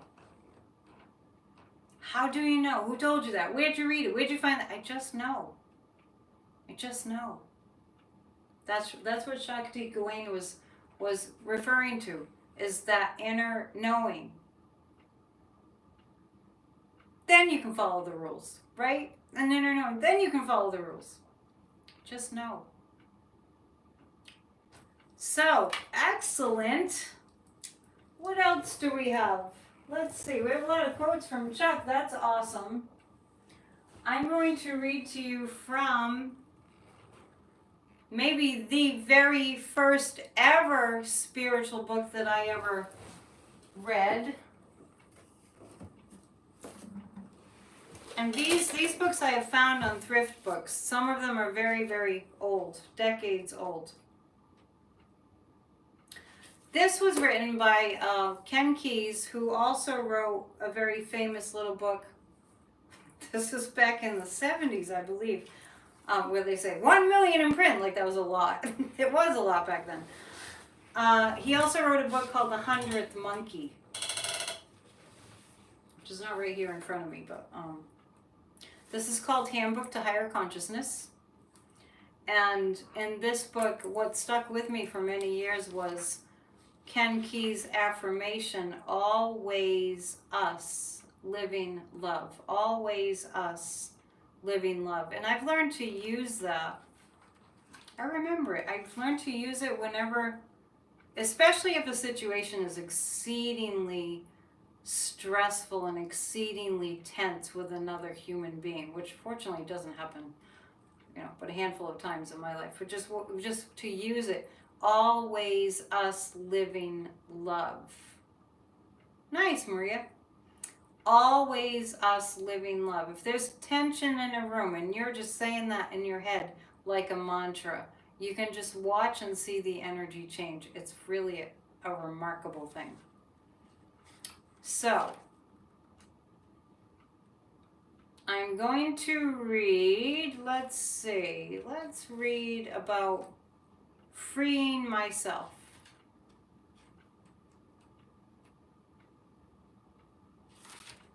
Let's see. Hang on a second. Secrets of happiness. Why do we have lives filled with turmoil, desperation, and anxiety? Why are we always pushing ourselves and others? Why do we have only small dribbles of peace, love, and happiness? Why is it that human beings are characterized by bickering and turmoil that make animals' relationships with their own species seem peaceful by comparison? The answer is so simple, but it is sometimes difficult for us to really understand. Because almost every way we were taught to work toward happiness only reinforces the feelings and activities that make us unhappy. This is a central point that must be understood. The ways we were taught to be happy can't possibly work. Unless we see this point clearly, we cannot progress to higher consciousness. Here's why. Most of us assume that our desires, backed up by our emotional feelings, are the true guides to doing the things that will make us happy. But no one has yet found happiness by using emotion-backed desires as guides. Flashes of pleasure, yes. Happiness, no. Our wants and desires are so seductive. They masquerade as needs that must be satisfied so we can be happy at last. They lead us from one illusion of happiness to another. Some of us tell ourselves, if I can just be president of this corporation, I will be happy. But have you ever seen a really happy president of a corporation? His outside drama may feature beautiful yachts, Cadillacs, Playboy bunnies, but is he really happy inside? Has his ulcer gone away yet? We constantly tell ourselves such things as, if I could just go back to school and acquire more knowledge, perhaps get a master's degree, then I will be happy. But are people with master's degrees or PhDs any happier than the rest of us? It is beautiful to acquire knowledge, but it is misleading to expect it to bring us peace, love, and happiness. We tell ourselves, if I could only find the right person to love, then I would be happy. So we search for someone who our addictions tell us is the right person, and we experience some pleasurable moments. But since we don't know how to love, the relationship gradually deteriorates. I just want to pause here to say, Ken Keyes in this book, he talks about our need for things to be a certain way as addictions. That's how he references the word addictions. That's how he uses the word. So, since we don't know how to love, the relationship gradually deteriorates. Then we decide we didn't have the right person after all. As we grow into higher consciousness, we discover that it is more important to be the right person, than to find the right person. As we grow into higher consciousness, we discover it is more important to be the right person than to find the right person. I think that that's a good place to stop reading that. I'm going to go to a method to be free. This is from the version that I have, page 87 of Handbook to Higher Consciousness. This book is probably out of print, but you can probably find it at thrift books. To be free. 1, explore the suffering. 2, pinpoint the addictive demand. So let me just explain something. What Ken Keyes is talking about here is when we have demands that things need to be a certain way in order for us to be happy, that is the key to being unhappy. So, once again, it's like going with the flow, like we were talking about earlier. Reprogram the addictive demand and experience the freedom. So that's what he says about to be free. Explore what you're suffering about, what we're suffering about. Pinpoint the addictive demand. Is it that you need for something to be a particular way in order to be happy? Reprogram the addictive demand. For instance, well, if I don't get that, then that would be okay too, for example. And then experience the freedom of that, the freedom of the release. All right, let's see. The Living Love Catalyst that I just spoke about.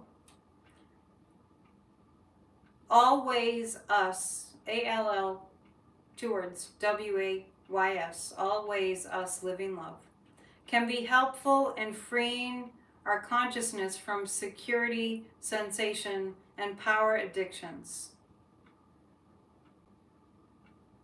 When you keep Always Us Living Love constantly turning in your mind, your vibrations will become more peaceful and loving. Always Us Living Love. The perceptions which are then placed into your conscious awareness by your vast and complex biocomputer will be those which tune you in to a deep, calm place within yourself and the people around you.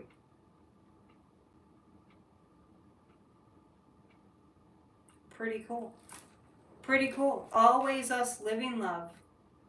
The perceptions which are then placed into your conscious awareness as your vibrations become more peaceful and loving. But your vast and complex biocomputer will be the perceptions that tune you into a deep, calm place within yourself and the people around you. Always Us Living Love. Amazing. That is a huge, very impactful, big deal of an affirmation to say. I'm going to pick something else for you. Hang on, I'm coming back.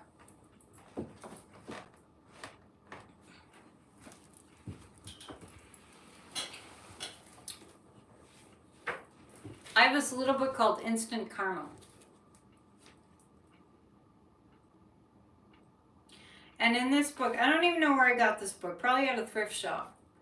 8,879 ways to give yourself and others good fortune right now. These are fun. I'm just going to open it up.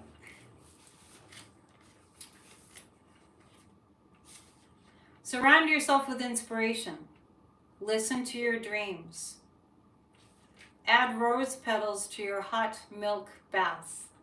Read about famous discoverers, creators, and inventors. Think of others when pursuing your own happiness. Put a cute note in your child's lunchbox. Be an example of the value of hard work, good work. Be the change you want to see in the world. Unlearn fear, guilt, anger, jealousy, insecurity, and negativity. Go non-alcoholic. Offer apples and vegetables to birds and animals in the winter. Love truth but pardon error. Buy a back-saving snow shovel or a snow blower for the family member who clears the sidewalks. Those of you in snowy areas. Go to a church and light a candle. Do your karmic homework. Make a happy snowman. Campaign to save the rainforests. Be an effective leader by seeking good ideas from all levels. I like that one. That's what we're doing today. Find and honor your own pace. Use breathing as a kind of psychic first aid when events are too intense. I love that. Use breathing as a kind of psychic first aid when events are too intense. Live for something other than stuff. Hello, hello, hello. Happy New Year. Live for something other than stuff. Dress your bed in colorful sheets. Think before you act. Recognize that even the most exasperating person has Buddha nature within. Give yourself up to whatever the moment brings. I love that. Hang on, there's one more that I kind of saw.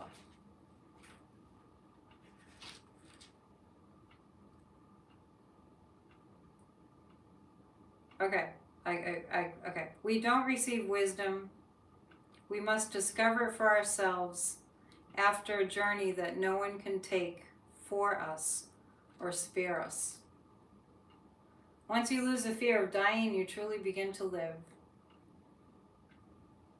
Clear the clutter from each day. Look for something bright and beautiful in nature. Tape a love note to the refrigerator. Have deep and calm feelings. Read the classics. I like that.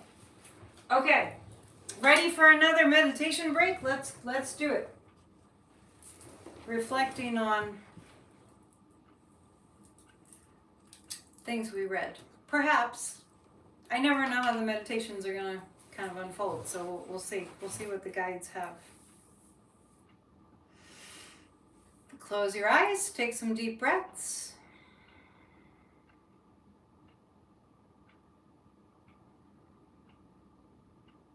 Becoming very centered.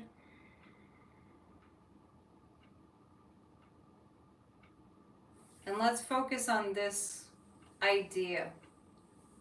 I'm living a charmed life. I'm living a charmed life. My life is magical. I notice the magical mystery of life. Long, slow, deep breaths. Living a charmed life. Bring all the focus to the breath. Allow your entire body to relax into my life is magical.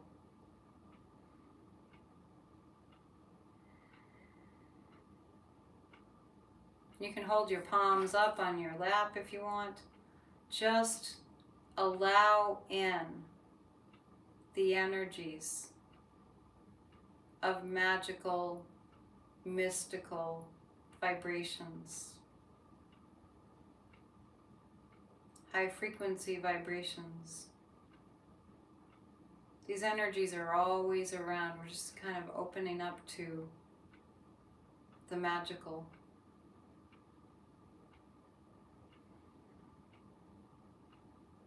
And to yourself.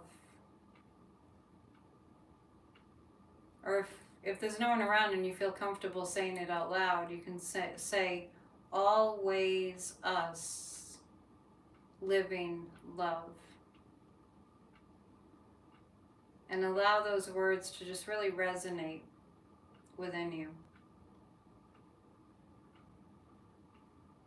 Always us living love.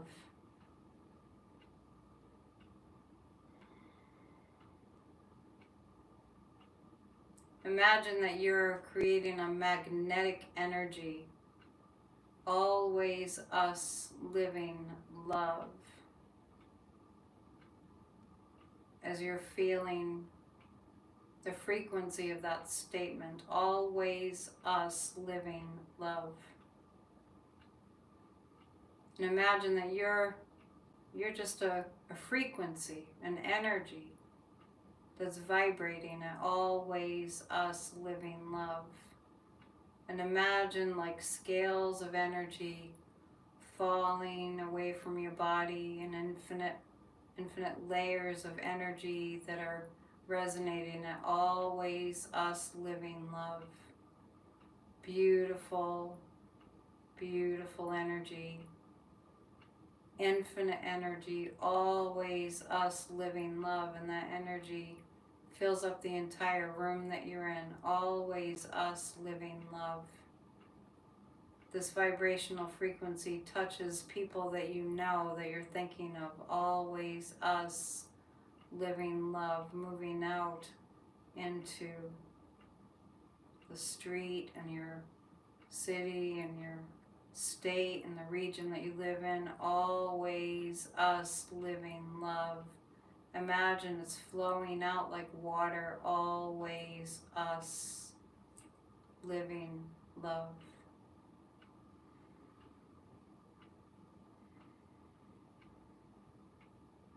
And you feel yourself as an energy being, a high frequency energy being, living a life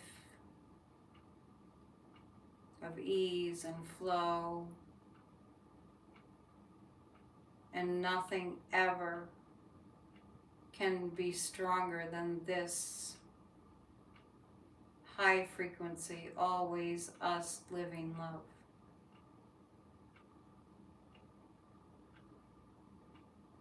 Now imagine yourself being in your life in this kind of an energy, no matter, you're not even talking to anyone, just being it.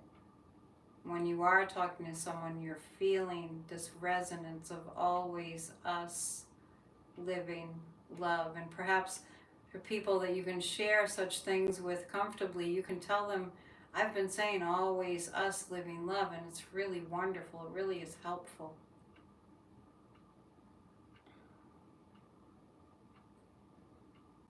Feel yourself, imagine yourself in a past situation that felt stressful, and into that memory, always us living love. And your energy in this moment takes on a different vibration. We've created this vibrational frequency today. Always us living love. And this energy is bringing your consciousness and your awareness to being very fortunate. It doesn't take away the fortunate circumstances of anybody. You're just being fortunate. They can become more fortunate being in your presence. I'm so fortunate. Not coming from a limited idea that only a few are fortunate. You're simply owning your inner goodness. It's higher frequency. You're owning it. Everybody can own it. I am going through my life feeling so blessed and so fortunate. I'm giving that to each and every being on the planet just by being it. Always us living love. And let us think about the author of this book and the author of those words Handbook to Higher Consciousness, Ken Keyes, who left this earthly plane many, many years ago. Still resonating, still teaching, still very present.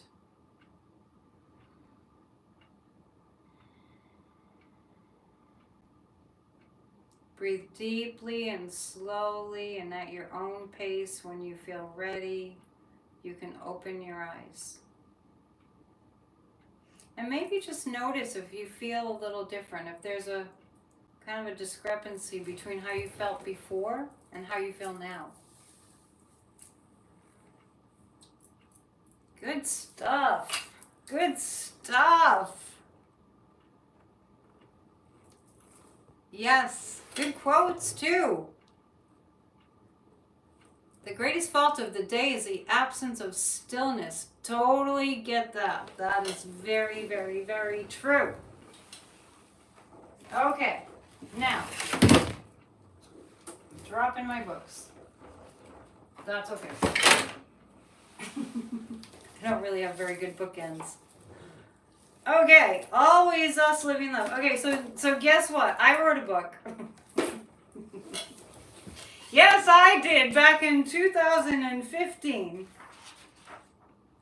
I think that's when it was. Anyway, 2013.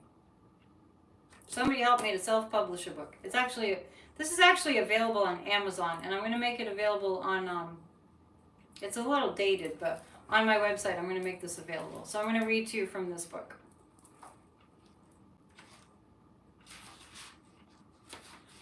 And we may use this in my series, my Saturday series.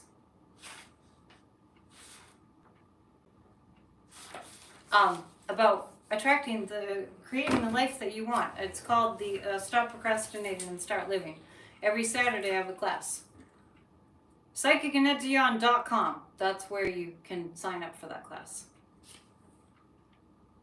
So this is the introduction to my book. The 7-Day Key to Living, Inspiration, and Empowerment. Getting what you want. The introduction. It might have been some form of childhood depression. I remember a world of black and white and gray. Not much in the way of colors.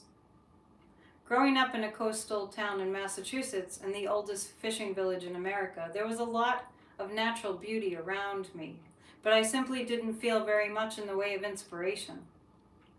Through the years, as I grew a little wiser, I learned that my sense of despondency was not something I was born with. I also noticed that I didn't have to keep it. I began to notice that the messages in my head didn't originate from me. They were things I was told by the people around me. When you are young, you don't really have too many choices. You listen to what they are saying and you take it in at a very deep level. What was said went something like this: what you see is what you get.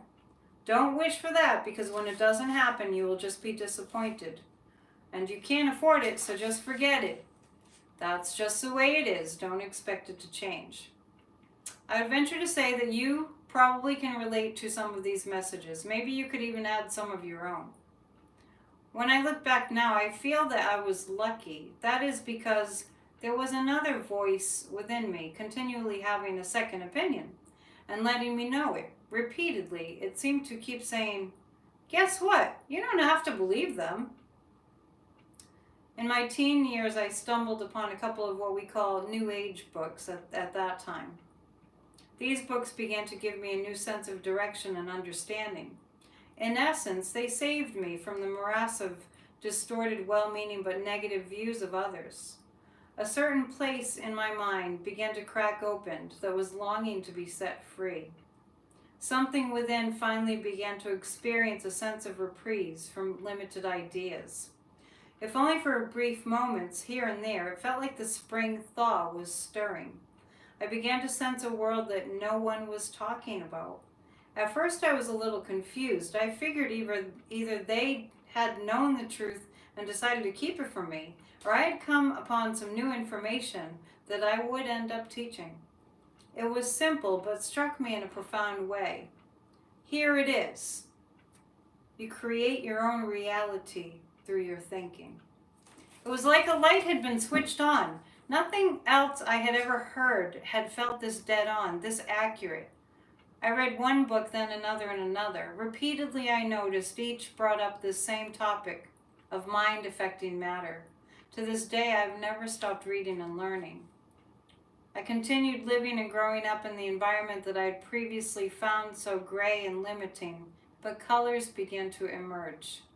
Though I was still young and not yet able to set out on my own, I noticed that my newfound awareness seemed to lend me an indomitable sense of possibility and strength.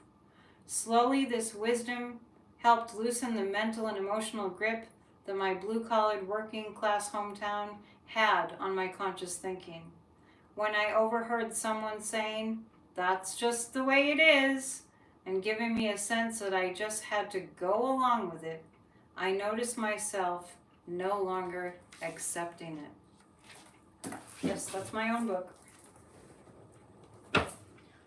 All right, I have a feeling that Wayne Dyer is with us. And honestly, what I love about doing this New Year's Eve day thing, or whatever time of day it is, or whenever you're listening to this, I really feel like they're with us. Those who have written, I don't have any Neville Goddard on me. It's on my iPad in the other room. They're with us. Ernest Holmes is with us. Shakti Gawain is with us. Ken Keyes is with us.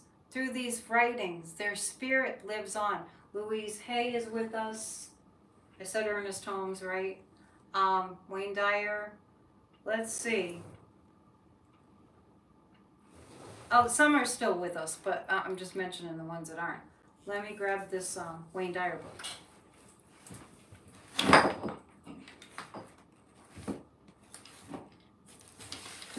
Where's Wayne? Hang on.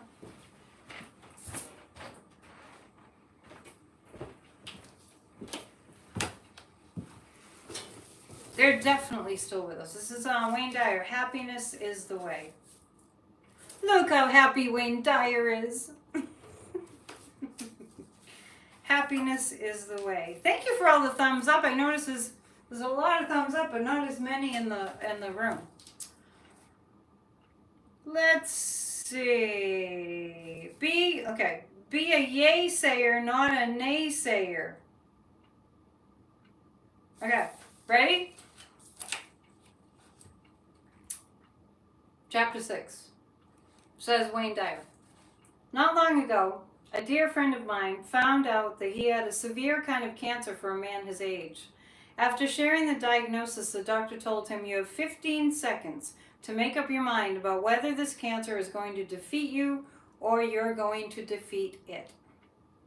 You have 15 seconds. If you believe something like, "It's impossible, I can't do it, it's not fair," if you get yourself all worked up, if you're upset about it and tell yourself, "This shouldn't have happened and why me," then you're going to be one more victim. But if you can somehow get inside your head the idea that you have a chance to do something about this, and it may be one of the biggest tests of your life, then you're going to have a chance to beat this thing. My friend instantly decided that he was going to defeat it, and that's exactly what he did. Whenever I think about this moving story, I'm reminded that within all of us lies the capacity to do the most tremendous things. The brain is an incredible instrument. Yes, that thing we carry between our ears every day is so vast and immense in its scope, composed of trillions of cells. It has the ability to make billions upon billions of decisions, to store facts and experiences in a memory bank that lasts a lifetime. The brain has the ability to learn and remember how to calculate and speak multiple languages and do most anything we want it to do. In fact, it was once estimated that if we were to try to reproduce one human brain and all of its abilities in a computer, get this, it would take a piece of land the size of the state of Texas in order to house that machine.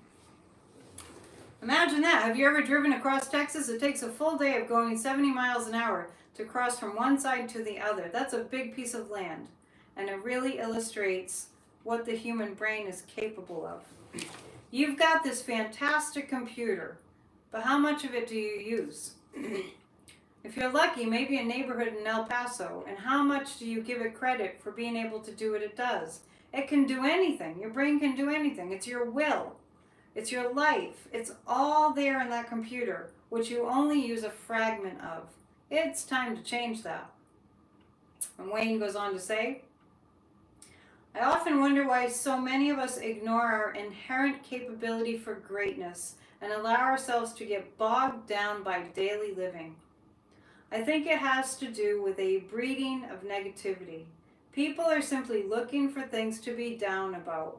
For example, I've never had an unemployment thought in my life. Wayne's speaking about his own life. I can think of the stories I heard in my own family about the Great Depression. And many folks I've talked to had a very hard time during that era, but figured out a way to make it through. I like to focus on what we're capable of, even though I've had lots of people over the years try to teach me about how limited we supposedly are. I don't believe it. I have found that the highest level individuals I've ever met are what I call yaysayers, or people who like the world and everything in it. And just like using more of our brains, we can learn to say yes to most anything in life. So let's be yaysayers instead of naysayers. That's Dr. Dyer. Attitude is everything, he says. One more. I'm going to read a thought from 365 Science of Mind writings, A Year of Daily Wisdom from Ernest Holmes. And I'm going to go right to December, right? December. This book is broken down into each and every day, 365 days. And I'm looking for December 31st. December, light. The theme for December in this Ernest Holmes book, 365, is light. And that's the book.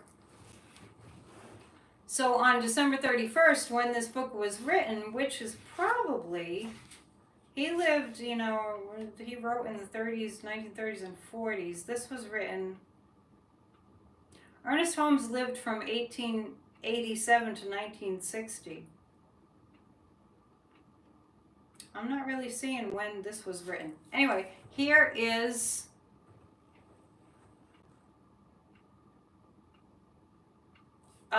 A Prayer for World Peace is on December 31st of this book.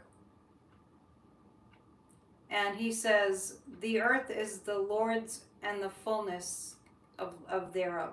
The earth is the Lord's and the fullness thereof. I'm going to say we instead of I. We know there is but one mind, which is the mind of God, in which all people live and move and have their being. We know there is a divine pattern for humanity, and within this pattern there is infinite harmony and peace, cooperation, unity, and mutual helpfulness.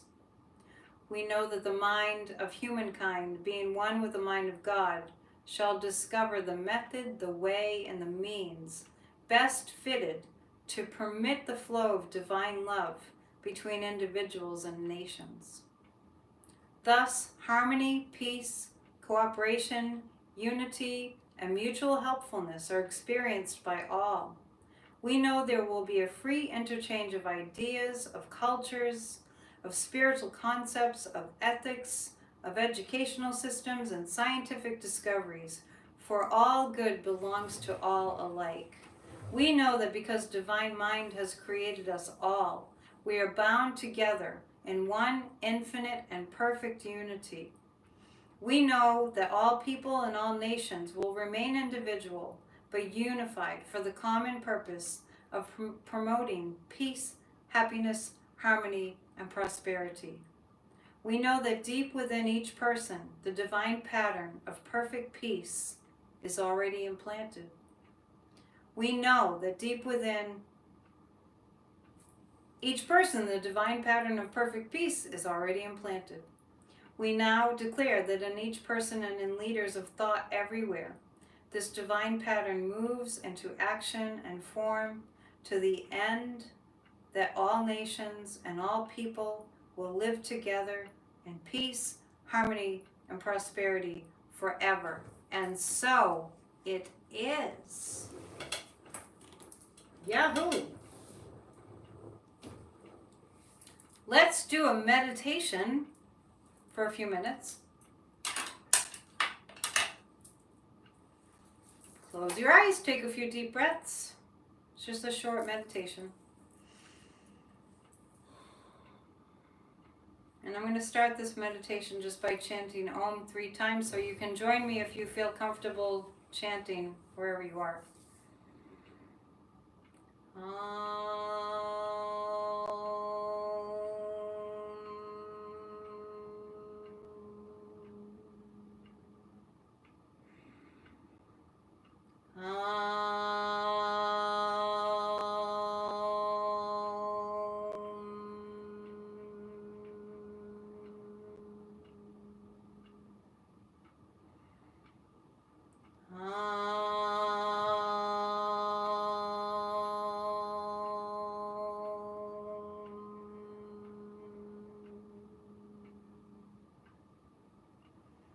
Once again, bringing all the focus to the sensation of the breath moving in and out.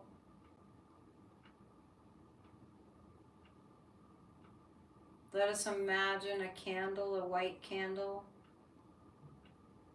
and imagine that etheric candle, white candle, the energy of the light is in your heart. Feel the flame of the candle shining ever so brightly. And imagine that this candle, this white candle, is connecting to all the other candles being lit around the world to recognize our desire for more light, to acknowledge peace and purity of the white light. And let us imagine this light shining from this candle that we hold in our heart, shining out into all the parts of the world, the country that you're in, where there has been so much darkness. Just simply let the light from this beautiful candle shine. Infinite, growing brighter and brighter light. It doesn't grow dim, it just gets brighter and brighter. And imagine this light in the different areas that you know it's needed. You know the darkness must be defeated. Imagine the light moving into those places where the darkness has been residing. See the light shining brightly, dissolving all forms of darkness. Remembering the proverb, the Chinese proverb that says it is better to light one candle than to curse the darkness. So let us be the candle, shining our light. Imagine this candlelight is reaching out across and around the entire planet. Imagine that this light is bringing divine intelligence and solutions and healing to all humanity's problems.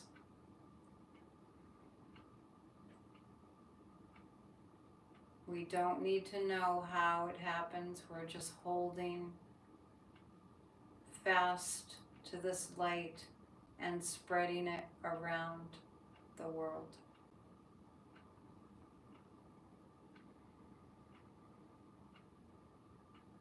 Always us living love.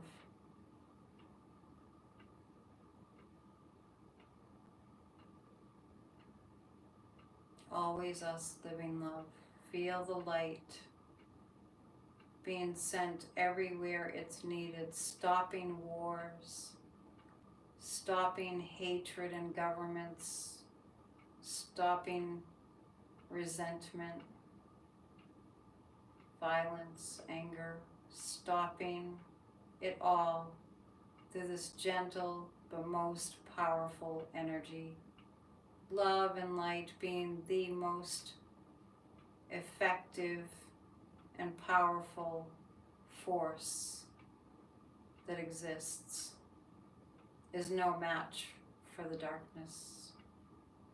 And we light a match, and we shine light. Let us imagine each and every one of us as individuals being the light and the peace that we want to see in the world.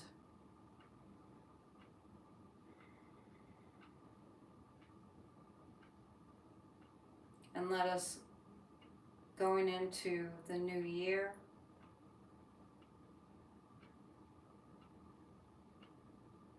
let's hold fast to this light.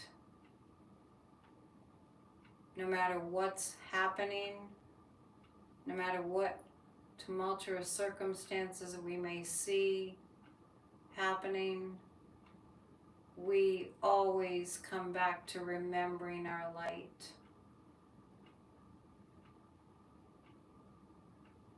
And we visualize it shining outward and changing hatred to love.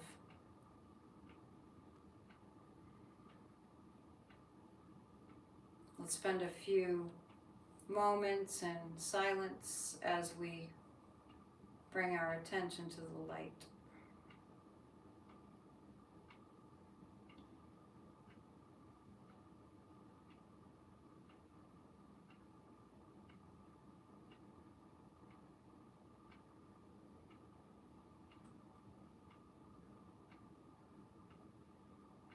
Now bring your attention to the sensation of the breath moving in and out, and when you're ready, you can open your eyes.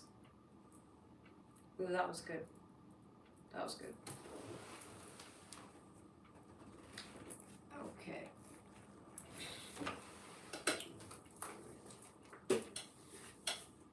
So glad you guys are here. Really. I hope I didn't startle you. I just kind of yelled. You might still be in a meditative state. We have about 20 minutes to go.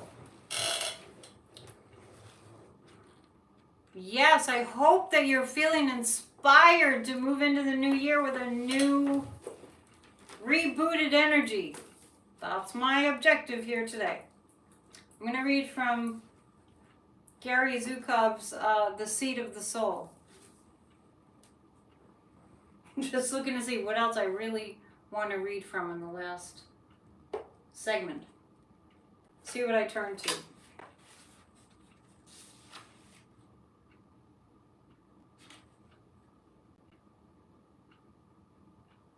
Okay, so this is, have you guys read this book?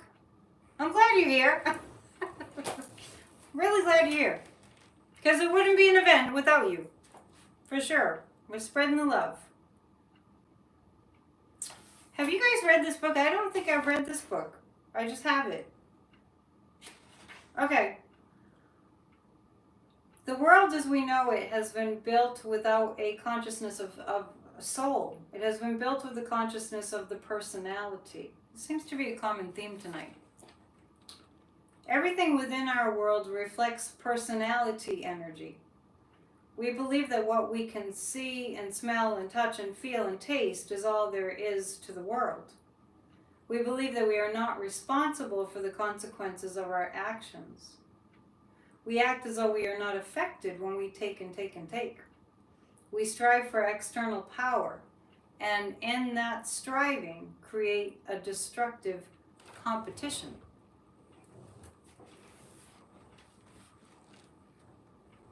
Carol's mentioning, she feels a shift in saying always us living love. Just to remind you before I continue, the way that Ken Keyes wrote that was 2 words, always. I mean, it works either way. I just think that he probably wrote it that way for a reason. Always us living love.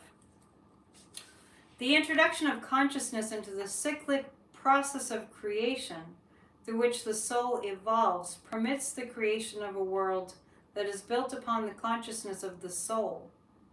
So when we have an awareness of our consciousness, it permits the creation of a world that's built upon the consciousness of the soul. So we must be aware of our consciousness.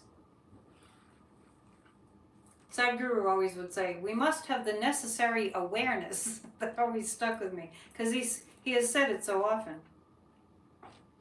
We'll read from Sadhguru's books. So I have a couple of them here.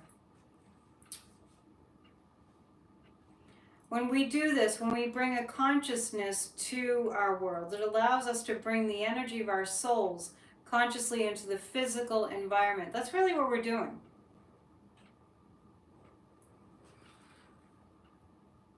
It allows the consciousness of the sacred to fuse with physical matter. The world in which we live has been created unconsciously by unconscious intentions. Every intention sets energy into motion, whether you are conscious of it or not. We create in each moment. Each word that we speak carries consciousness. More than that, carries intelligence, and therefore is an intention that shapes light with a capital L. I like that. Let's see what else. Choice. Okay. Hang on. The center of the evolutionary process is choice. It is the engine of our evolution. Each choice that we make is a choice of intention. We may choose to remain silent in a particular situation, for example, and that action may serve the intention of penalizing, sharing, compassion, extracting vengeance, showing patience, or loving. So when we're silent, different things can happen depending on the situation. You may choose to speak forcefully, and that action may serve any of the same intentions. What you choose with each action and each thought is an intention, a quality of consciousness that you bring to your action or your thought. Really keep that in mind. And as I know, I mentioned that I'm picking random readings from the books that I have, but I'm detecting a common theme. Truly, being that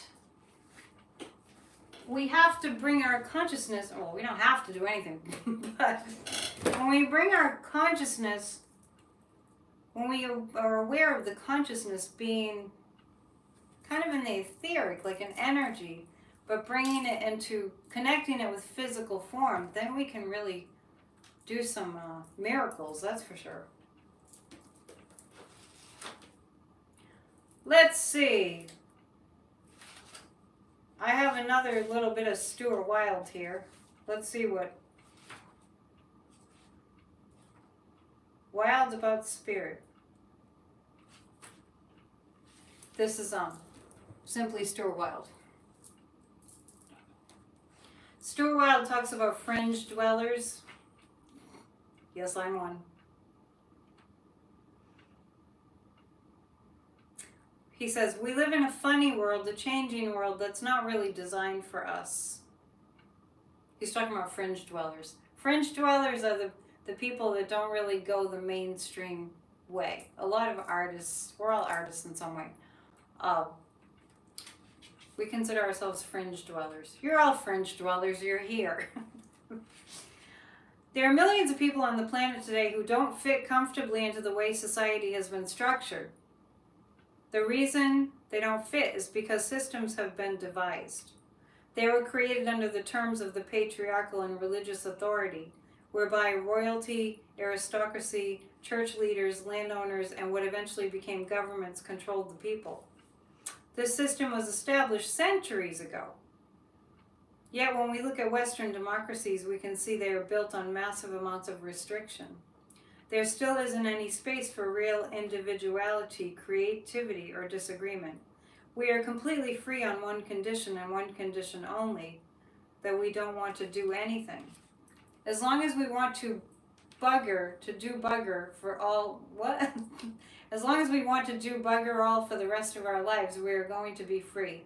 But if we actually want to do something, then we're not free. Why? Because there are a million rules that cover anything we want to do. If you want to be an architect, there are a million rules about how to be an architect. You can't just scribble a building down on the back of an envelope. I have, but then my policy is stuff the rules. Interestingly enough, you would imagine that as we advance, our societies will become more liberated and suitable for humans to live in. But they're not, because they are built on ego-based precepts that are crumbling and falling apart. The result is that the system is becoming increasingly rule-oriented. I define spiritual fringe dweller as any person whose heart and soul have left the system. Anyone who looks at these political, religious, and financial systems and says, "This isn't for me, I need freedom, I need to breathe." We are at the forefront of this phenomenon. So this is Stuart, who wrote this in, Stuart Wilde died maybe 20 years ago in a car accident, actually. And he wrote this in 1999. Yeah, so the world was a little bit different then. So he's just talking about the challenge of moving out of the rule-based patriarchal society into really living like a fringe dweller. And speaking of fringe dwellers, let's see, this is Sadhguru. Let's see what I turn to. I don't know if this book is available anymore, it might be. The Seeker asks, "Master, how did you become like this? You were born like us, yet you are so exceptional, so much ahead of us. How did it happen for you? What did you do to become like this?" So this is somebody asking that question of Sadhguru. This book is very old. Time flies. It seems like it was just yesterday. 2003. I met Sadhguru in 1998. The first book that came out was probably in the year 2000. I think this is the second book. So Sadhguru says how he became different. Even when I was a child, this is how things happened to me. I never really was a child in my life. When I look back and see, I can remember clearly all the things that happened around me. I even remember situations that occurred during my infancy. My mother would be stunned when I could describe situations and conversations that I witnessed when I was 3 to 6 months of age. Even as a child, I was thinking the same way as I do now. Probably it was a reason why no one in the family could hold me and kiss me. Maybe my presence was like that. When they put me in school, school never meant anything to me. Since my 5th and 6th standards, I always wanted to go trekking. I think in India they call them standards instead of grades. I had my own bicycle to go to school, a tiffin box, and water bottles, and I was equipped for the day. I would just go climb a tree, reach the highest branch, and just hang there. I would be there the whole day. I would eat there, drink my water there, and wait, just sitting and swaying there on the branch. After some time, something used to happen to me. I would become very ecstatic, and it was blissful. At the time, I didn't realize what it was. Only after tasting meditation, I came to know that unknowingly I had been in meditation. It is explainable. It is unexplainable. I liked it so much that every time I could skip school, I would be there. The only thing is that they didn't give me a watch until I was in 10th grade, so I would not know the time. When I saw the kids going back from school in the evening, that was when I got on my bicycle, and went home. It used to be so beautiful being there. So the first few meditations, I started teaching people. I always had them swaying. I would just make people sway and get them into meditation. and that's how I initiated people to begin with. So I was doing everything like everybody. I went to school, and passing examinations was never a problem for me. I just got across, but that education didn't matter to me, whatever they did. Sitting in the classes was impossible for me, because when somebody was talking, I could see that they were talking about something that didn't mean anything in their life. It was just a job they were doing, so I did not want to listen. I knew that whatever they were saying I could read in a book and get it myself very easily. This continued until my college days. I was not interested in education, so when I passed my pre-university courses, I declared that I was not going to college. My father was a prominent doctor, so he wanted me to become a doctor. I refused, saying that I would not go to college that year and I would educate myself. This is a great book if you want to pick it up. Sadhguru, Mystic Musings. It's a lot of questions and answers during darshan or satsang. Let's see. We have about 10 more minutes left. Thank you all for being here. It's been very special. It's a really great way to ring in the new year. Let's ring. Let's ring. And I guess it's already the new year in some places. Yes, it is.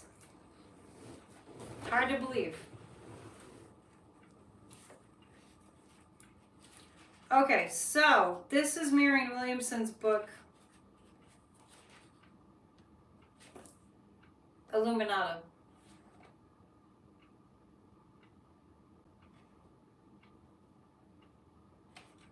I'm just deciding what to pick. Chuck, apparently you've put some great quotes up there. I think that people are multitasking because I'm not sure how they can read your quotes and listen to me read at the same time, but it's awesome. My viewers are very brilliant. Okay, I'm going to read this one. It's called Transforming Failure. This is a book of prayers by Marianne Williamson. And I'm going to just replace I with we. Dear God, there are times when love's call seems entirely in vain, and when all we can see around us is our failures. We have not succeeded in the area of our heart's desires. We do not seem to have the magic ingredient that enables some people to move forward in ways we seem to not be able to. What is wrong with us? Are we without blessing? Dear God, please help us restore our faith in who we are. Give us aid, give us hope. We give ourselves to you. And let's go to another. This is a prayer for faith. I'm going to read a couple. This is a prayer for removing any darkness. Dear God, we want so much to be the person you would have us be, the people you would have us be. There are so many places in our lives where we still hide from you, where we deny our love. In this moment, we surrender those places to you. Please heal us. We know that we can make it hard for other people to get close to us. We know that we can withhold our forgiveness. We know we can hold prejudices against certain people. We know that we can hold ourselves aloof and be mean to some people and gossip, lie or cheat, play small, steal or violate, manipulate, hold resentments, take people and situations for granted, and whatever else you want to add. Turn our darknesses, dear Lord, into light. May we become yourself within us, illumine our hearts, increase our understanding. May our footsteps go where you would have them go, and our actions be what you would have them be. Dear Lord, please make us new. Dear God, remove from us our darkness, reveal to us your light, which you share with us and have placed within us. May we shine forth as your beloved children. May your Spirit cleanse our hearts and minds. Forgive us, please set us free. We come to you, please come to us. Dear God, may we have faith. May we not be tempted to forget your power. May we not be tempted to forget your love. May our minds not stray to the might of the destroyer, but remember instead the might of your power. Tomorrow you shall show us, you shall have the last word, the final say, and so we shall not worry. You shall redeem us, we shall resurrect. You shall bring forth new life from all apparent death. You create from what the darkness has destroyed, for your power is infinite. Your forgiveness is total, your mercy complete. So shall it be that we might fall, but we shall not remain down, for our higher power is with us. It shall lift us up, it shall create a new day, it shall bring us home. Praise God. Amen. Nice. Winding down. I was going to go until 7 Eastern time, but then I got an appointment at 7, so I hope you're going to have a fun time tonight. And I've had a fun time with you. And we're going to close this evening with The Dawn Has Come. And this is from Ernest Holmes' The Science of Mind. And I just want to say, before we close, thank you so much for being here. Church of Spirituality will be live streamed as it is every single Sunday for more than 2 years now. I've been having my services. I started on Facebook, but it's all on YouTube now. And 1 p.m. and that's Eastern time. Tomorrow's Sunday and it's New Year's Day. So, and there's more of this at Church of Spirituality. If you'd like to donate to me for my efforts, just if you can go to my website, or if you just went straight to PayPal, you just use my email address, AnnetteDion7@gmail.com. Or just go to my website, psychicannetteDion.com, and there's a place that you can easily just click on to donate. And I really appreciate it. This is a labor of love, and it's nice to get, donated to also. And I'm wishing you the best. And let's read The Dawn Has Come from Ernest Holmes before we close.